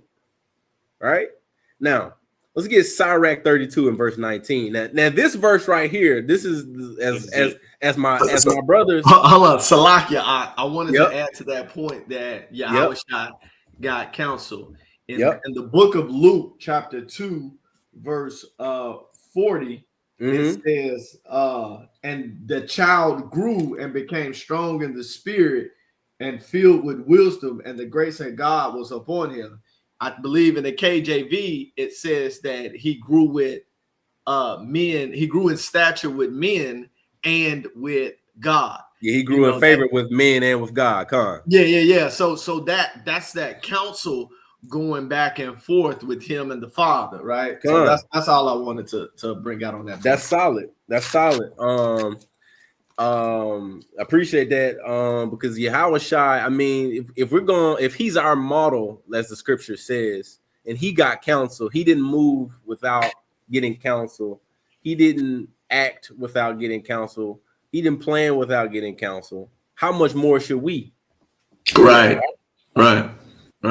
You know, yep. I was going to add one more thing. And there's a aspect of counsel that has to be separated from being quote unquote how would you say a talebearer, because in counsel information is shared. And it's not like an individual is trying to reveal your secrets, but how wisdom amongst multi of counselors work is that the information must be understood by those so that they can give you a proper response. And so you have to separate that aspect of quote unquote people telling my business, quote unquote, and be able to understand that in the faster and quicker people understand the details of what's going on, the quicker that you can get help about your situation. You have to remove the emotional aspect and humble yourself so that the response of counsel can sit within you and resonate and repair where you have been injured. Con. That's solid. If you call 911 and they're gonna ask you a series of questions, even though you're in distress, they're gonna ask you a series of questions. They're gonna ask you where you at, are you okay? Is he alive? Does he have a pulse? They're gonna ask you a series of questions, and if you respond to the person that's you called for help and tell them, nah, you asking too many questions, get out of my business, they're probably gonna hang the phone up and think it's a prank call. Right. They're not gonna take you serious. But you know, when you're seeking counsel, you have to submit and yield to the counsel. That's right. That's the conclusion of the matter. Which is perfect. Right. Which is perfect on why you're going into that next verse. Man, submitting and yielding to that counsel. Hey yo, man, look. So that's a good segue, right? So all right. So as I mentioned when we first put up this slide, you got that already? What? This precept. Yeah. So when we first put up this slide, I mentioned that we could just really bring out this slide, this selection of precepts, and that be the lesson, right? To go deeper, we could really just read this precept, right? And that's the lesson. This is one of the precepts that I like to keep in my pocket. You know what I'm saying? Like the other one, y'all will stop saying, yo, man, y'all stealing my precepts.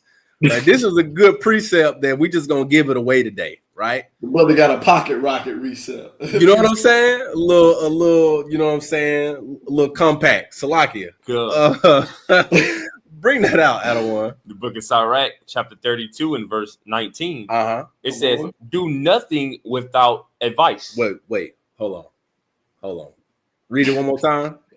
Do nothing without advice. I can't believe it's that simple. It's that simple, Lord.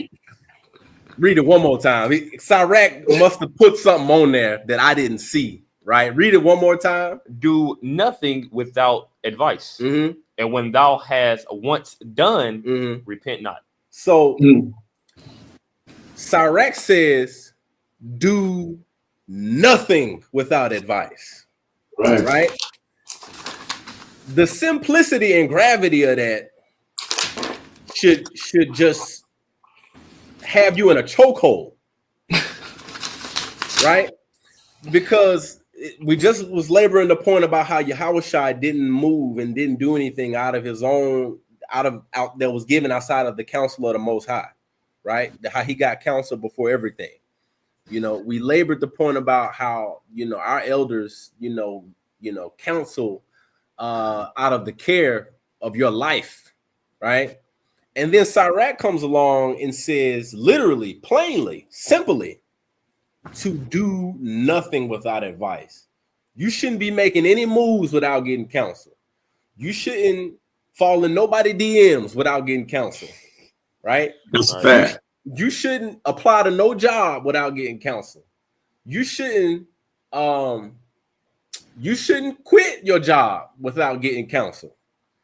You should do everything in decency and order by getting counsel, right, before you make a move, right? That's the simple wisdom of the scriptures, right? Now let's keep going. Sirach 37 and verse 16. The book of Sirach, chapter 37 in verse 16, Mhm. let reason go before every enterprise Mhm. and counsel before every action. There it is again. He said it the same way, but he said the same thing, but in a different way. Right. Let reason, your logic, your understanding, not your emotions, not the way that it makes you feel, not that it don't sit right with your spirit, right? Let reason go before every enterprise and counsel before every action. Get counsel before every action, right? Good. Go ahead, Lord. Let me add, when you don't get counsel, this is the aspect of some of the elders of past time. I don't know if you guys remember Carter Goodwin Woodson, but he wrote this book called The Miseducation of the Negro. Right. When you don't get counsel, you are having a form of miseducation. It's that simple. Go ahead, you say Proverbs 18 and 8 and 14. Gone. All right. Counsel is mine and sound wisdom. I am understanding. I have strength. One more time. Counsel is mine and sound wisdom. Mm-hmm. I am understanding. I have strength. So when you take on counsel, when you welcome and love counsel, right? And love sound wisdom, not shaky wisdom, not babbling wisdom or foolish wisdom, if that's a thing, right? Mm-hmm. But sound wisdom, right? And when you do that, you have understanding and you have strength, right? Proverbs 19 and verse 20. Wow, let me get there for a second. Quick on your sword, brother. Quick on your sword. Quick on the sword, man. So Salakia, Proverbs 19.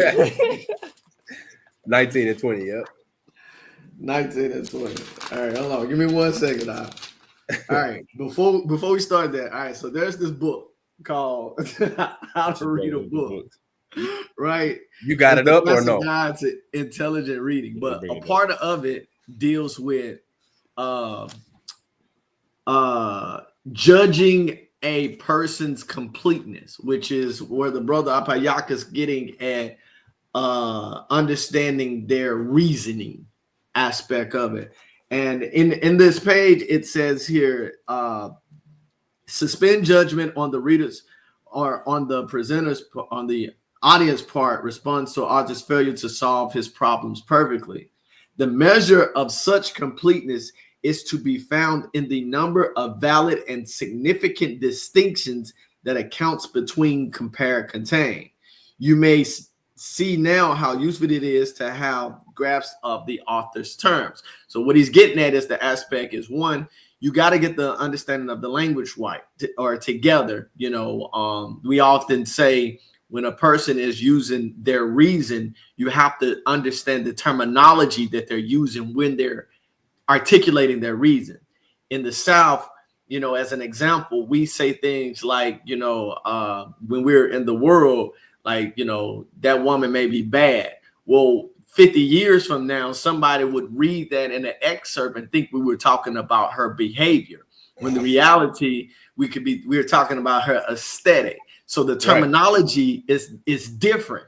And when you're utilizing that reason in giving counsel, you have to make sure you're on the same page about terms. It says the last step of structural outlining is to know the problems that the author is trying to solve. The last step of interpretation is to know which of these problems the author solved and which ones he did not. The final step of criticism is the point about completeness.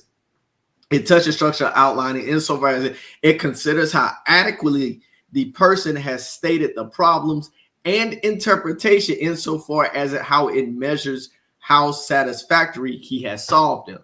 So when you get into that aspect of reason, if when that question is answered or question is responded to, if it did not answer certain questions within that counsel, it's to say that there's furthermore to uncover, right? Wow. There's furthermore to unpack, and it's just layered in that moment, right? So that's what I want to say. Well, Proverbs 19 and 20 says it like bookworm, man. God, Proverbs 19 and 20 says this: listen to counsel and receive instruction, that you may be wise in your latter days. Verse 21. There are many plans in a man's heart. Nevertheless, the Lord's counsel that will stand. Hey, the counsel of the Most High is undefeatable. It's undisputed, right? Because you can have many plans. You can plan all you want, and you should plan. Right. You shouldn't do anything without a plan. But make sure that your plan is in alignment with what the purpose of the Lord is.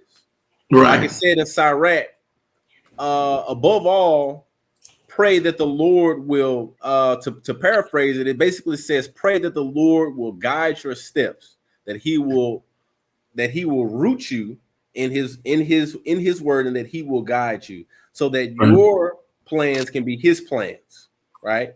That will keep you from leaning on your own understanding, right?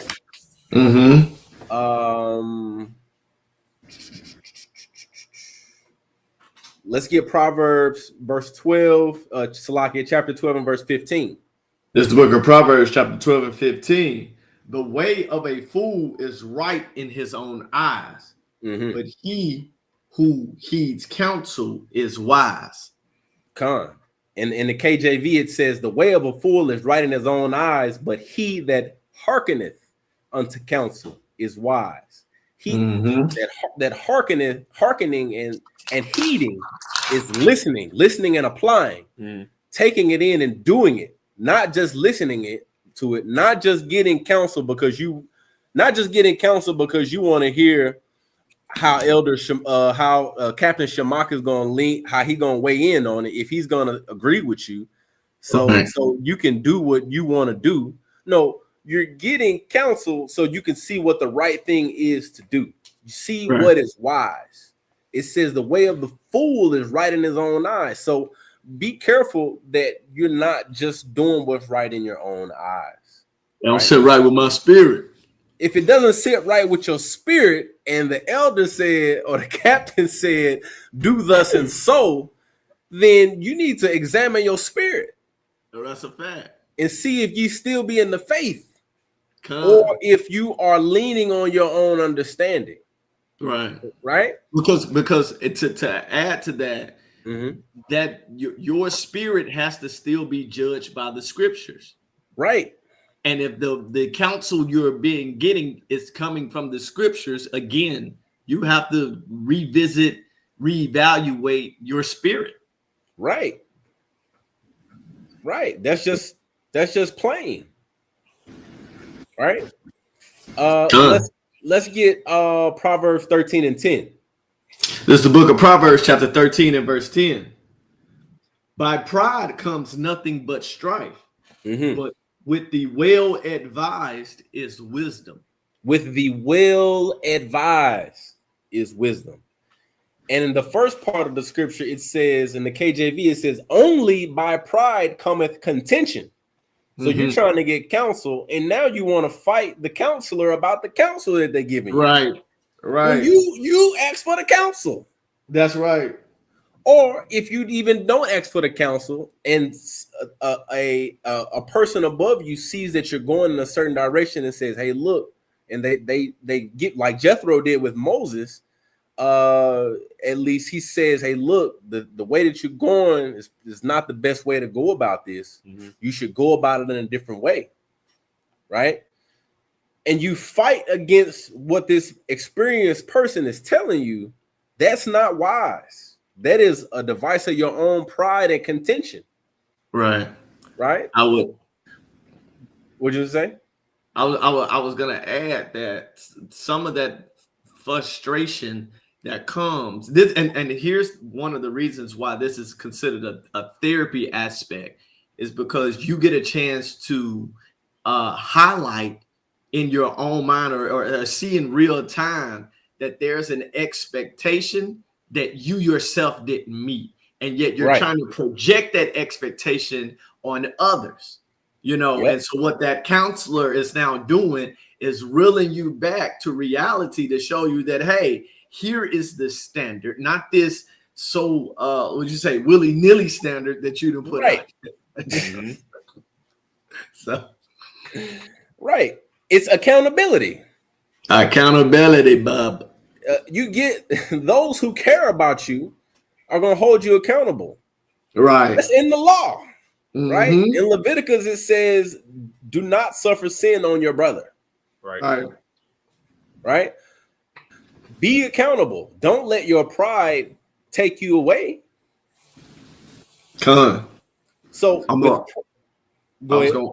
wanted to read verse 15 on 13. Bring it out. Because it goes right into that point you're making. Good understanding gains favor, but the way of the unfaithful is hard. I love the plain wisdom of the scriptures, bro. You know what I'm saying? If they didn't gave you counseling, if you accepted it and you receive it, you get favor. You know, but if you don't, it's gonna be hard for you. That down spiral that we was talking about. But go ahead, when you despise, now you're good. When you despise government and you despise wisdom, and let me just say this: I'm not just because our elders and our captains and officers, they're not 100% right about everything all the time. They themselves have said, I may have misjudged that. You know what I'm saying? Let me recalculate, and this is how you should, in light of new information that I've been given or that I've re-examined, let me advise you in a different way, right? But just because they're men, that doesn't mean that you shouldn't follow or heed the advice that they're saying, right? The scripture says that we've been given, what does it say? I think it's in Corinthians, some was given teachers, some was given pastors, some was given prophets, and so on and so on. The Most High have put this structure, this governing structure, like I previously said, in our law. He built it in our system to where there's a hierarchy of rank and men and governance, right? There's a hierarchy of seasoned sisters and unseasoned sisters, right? Where those who are lesser learned should be, like it said in Sirach, you should be wearing out the steps of that learned person, right? So you can get a good understanding. I got a precept. Bring it out. Well, Kowal, if you would get Sirach 4 and 7. Come on, Lord.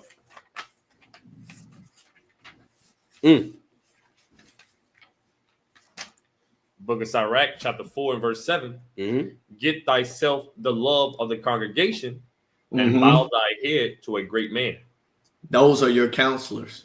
That's fire. That head, the ones that can lead you right and keep you from going astray. And that comes in form of different ranked officers. That's just what it is. That's get fire. yourself the love of them. Go ahead, But it's a double vice grip though. Right? Hold on. It's a double vice grip. Get thyself the love of the congregation. So it's expecting you to be in a congregation, to be in a body. Right? That's what Sirach is saying. That's what he's saying. And then he continues on to say, bow thy head to a great man. You can't. Now, ultimately, that great man is Yahweh Shai. Of course. To the point that you said, to some he gave pastors, apostles, on down that line, you're a reflection, like Paul says, follow me as I follow Christ. That's right. That's right. Right. Come on, man. Let's keep going. Let's keep going. Do you have anything else on that? Go ahead. All right, Con. Notable counsels. Okay. So on notable counsels, you just listing here a couple of counsels, and you guys can read this in your own time. But one of the first ones you have is the Most High in Christ. Genesis 1:26 talks about let us make man in our image. That's a conversation happening between those two, right? There's a counsel between Eve and the serpent. Eve understood her role from the counsel she had got from Adam, but nonetheless, Eve receives the wicked counsel, and she takes that from the serpent. That's something to remember, is that like in First Kings with the one that was the prophet that lied, right? There are people that can counsel you wrong. There's Jethro and Moses, right? Again, with Exodus 18, it's too much weight. In Louisiana, we have an artist named Boosie, and he has a song called "Too Much for for one guy." You know what I'm saying? Suffice it to say, guy instead of. Yeah, that ain't what he say. All right, he says too much for one. You know, you go find Boosie and you find that song, but he gets into how much pressure becomes on one person where everybody is dependent on him to complete certain tasks. They looking at him to be that individual, to be that guy. And then you got the Most High God and Moses in Exodus 3, and then in 34, 3 is the burning bush, 34 is on the mountain, right? And the list goes on. I mean, every book of the Bible, there is counsel, right? Con.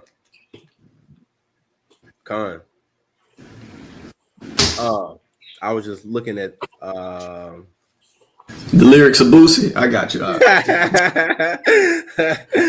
No, man. No, I was looking at some they dropping a few precepts in the chat here. I was just trying to check some of them out really quick. It seemed like a couple gems. The sister Ida dropped in there Hebrews 13 and 17. Bring that out, Lord. The book of Hebrews, chapter 13 and verse 17. Obey them that have the rule over you. Obey them that have the rule over you, right? Keep going. Right. For they watch for your souls. Like the brother Bakwash said earlier, they care about your life, right? Not just this is not just extracurricular activity that they do for kicks and giggles. Right. Keep going.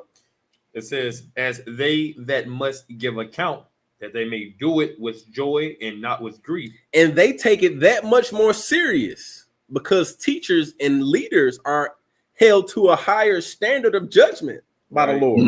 Because if you get counsel and it causes you to go astray, then that has to be answered for. So they are that much more diligent in the counsel that they give. We are much more diligent in the counsel that we give, right? Keep going. For that is unprofitable for you. That is unprofitable. Hold on, read that one more time. It says, for that is unprofitable for you. It is unprofitable for you. If it's unprofitable for you to do things without counsel. How about that? Just like Sarek said, it's unprofitable. Huh? I say plain. Plain. It's unprofitable for you, right? And then the brother dropped Sirach 19 and 22.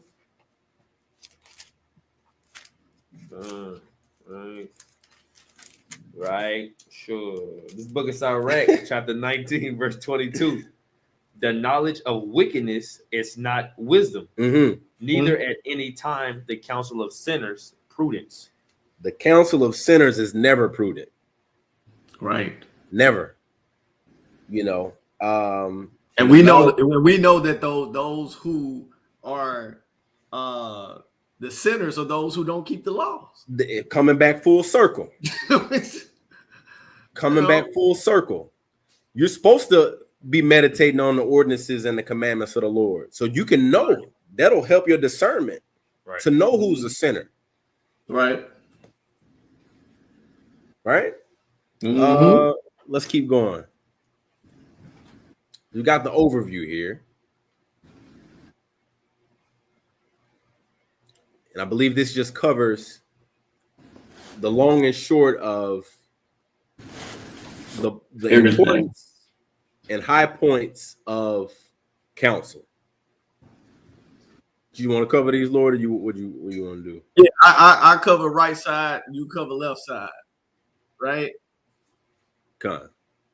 So guidance and wisdom. That's getting into the actual definition of counsel, right?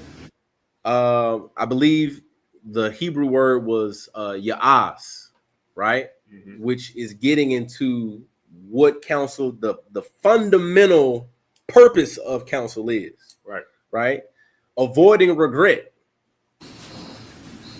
right? Because if you don't get counsel, it's going to lead to disappointment, like I believe Sirach said, or there may have been Proverbs, like Proverbs said. Not getting counsel leads to disappointment, right? Protection in leadership, because your leaders have an incentive to give you good counsel, so that in your following or in your operating in the organization, in the operation, we can move as a more functional body. Right. Right. Right. Humility in decision making, like was just discussed in another precept that we read in Proverbs. Your pride will cause you to reject the counsel. It'll cause you to reject the counsel and be contentious, but being soundly advised is being humble in your decision making. Get the sound advice, be humble, and make a clean, proper decision in the wisdom of the Lord and in the scriptures, right? It's safety in a multitude of counselors. 1 in 1,000, right? Going into the next point, discernment of your counselors. In that 1 of 1,000, you have to sift through and know who you're dealing with, know the source of who you're dealing with. You may not be able to know the full extent of the track record of your elder or of your captain or of your officer, but you have to trust that the Lord has constructed this organization or constructed the body to where there are people in place who can give you sound wisdom. And if they can't personally give you the sound wisdom, they can get with someone or some other persons altogether who can give you a collective composite of wisdom. So like Yep. scriptures in Sirach says, be not hasty to credit a friend. The same way getting a counselor, 1 of 1,000. That's Sirach 6, right? Prove a friend, right? That one I believe it was in Sirach, I think it was in 37, where it talked about how you should in the selection process of identifying a counselor, you should have someone in that process who basically will grieve with you, right? Who knows your mind, who understands your heart and the way that of what you're trying to seek out, of what you're trying to accomplish, right? It says in Sirach 37 and 14. It says, for a man's mind is sometime wont to tell him more than 7 watchmen. No, that's not it. Go to verse 12. Salakia. God. It said, but be continually with a godly man whom thou knowest to keep the commandments of Yahweh, whose mind is according to thy mind, and will sorrow with thee if thou shalt miscarry. You see, that's a fundamental part of counsel.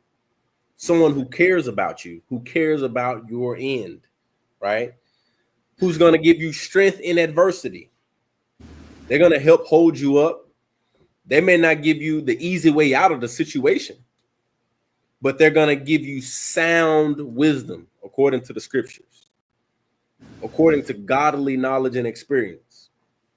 Avoiding deception, like it said further up in Sirach 37.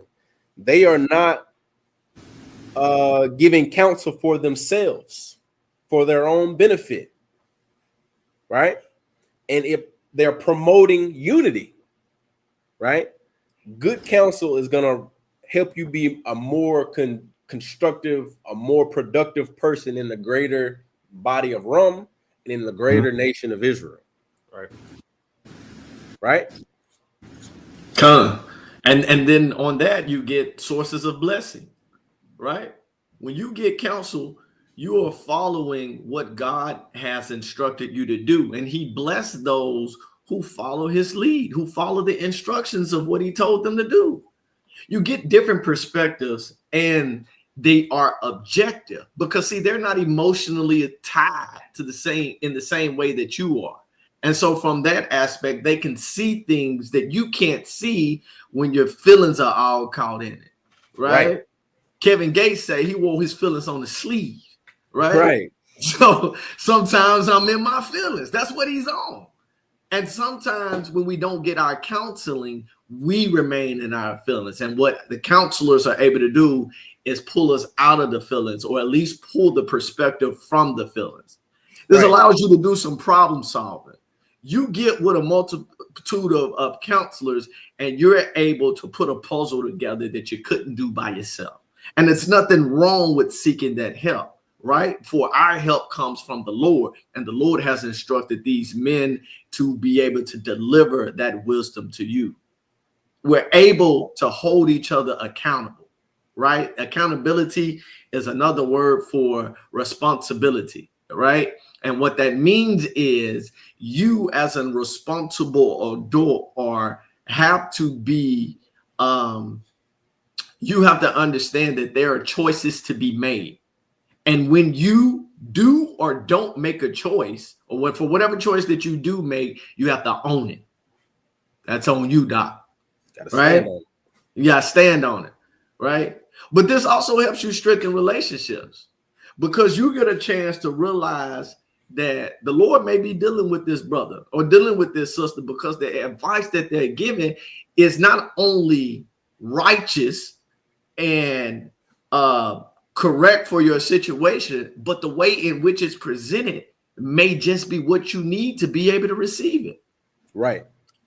It also helps you prepare for the adversity, because not all advice is going to be something that you want to hear.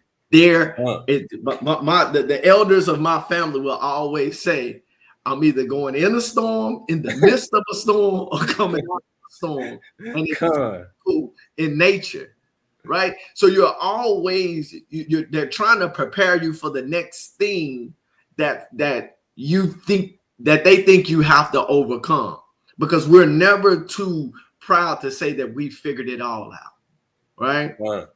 Decision validation. One of the clearest accounts that you can see with this one here is when in the Acts chapter 10, when Cornelius was praying, and he at Joppa, and he seen he seen the vision, he was like, yo, what is it, Lord?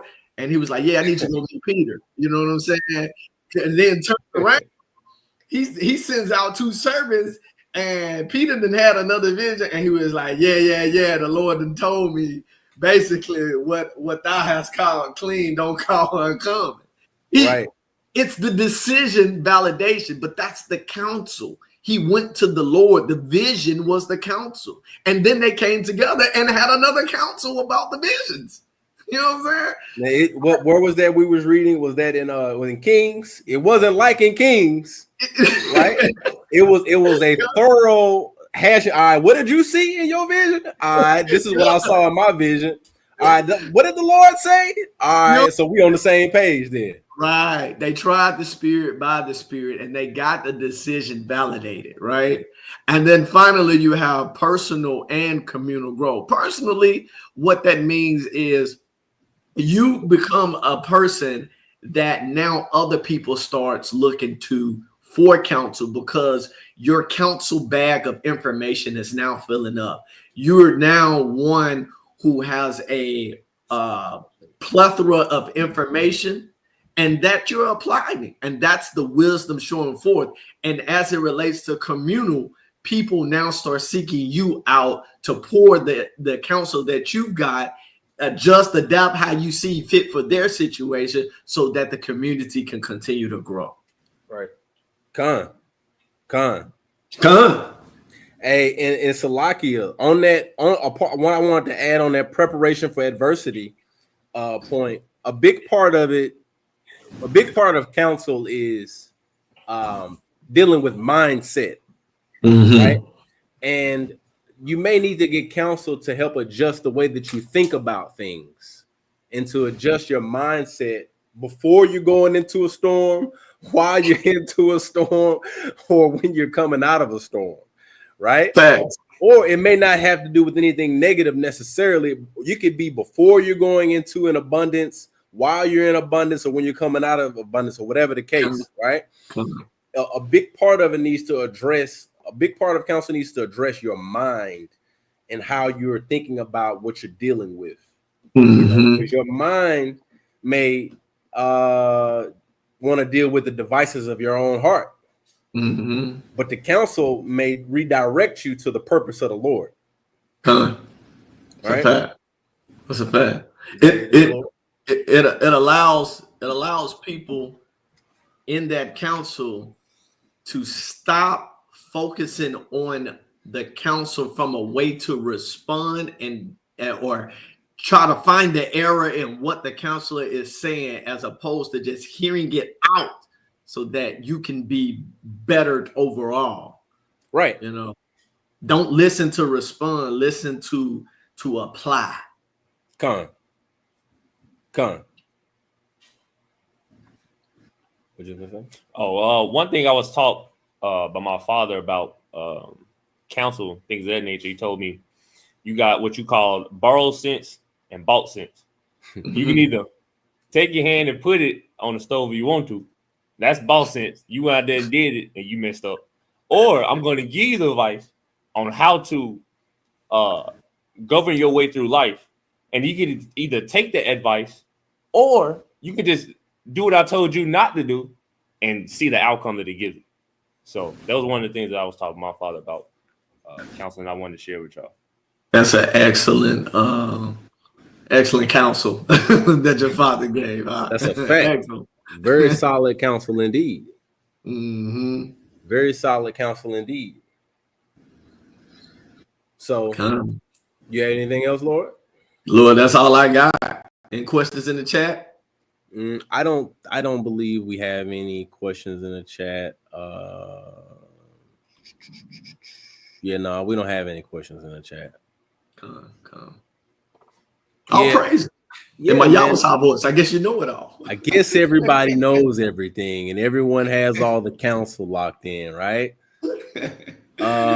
If you all would just leave us a comment and let us know what your thoughts are on what we brought out today. We love the feedback. If we missed any precepts, if you got any precepts to add, if you think we went off, let's talk about it in the comments, man. We'll meet you down there, and we'll go to bat. Gone. And don't hesitate to like, share. You know what I'm saying? Subscribe if you haven't already subscribed. If you're not subscribed, I don't know if the Lord dealing with you. You definitely a lost. That's a fact. And so definitely like, share, and subscribe. Most High willing, this is one of the first of many public lessons that we're bringing out, public videos brought to you by Louisiana. Most High willing, there will be more to come. German. And with that, we're going to give all praise, honor, and glory to Yahweh. And we do so through his only begotten son, Yahweh Shai. We're going to say shalom. Hey, put that Louisiana hot sauce back on.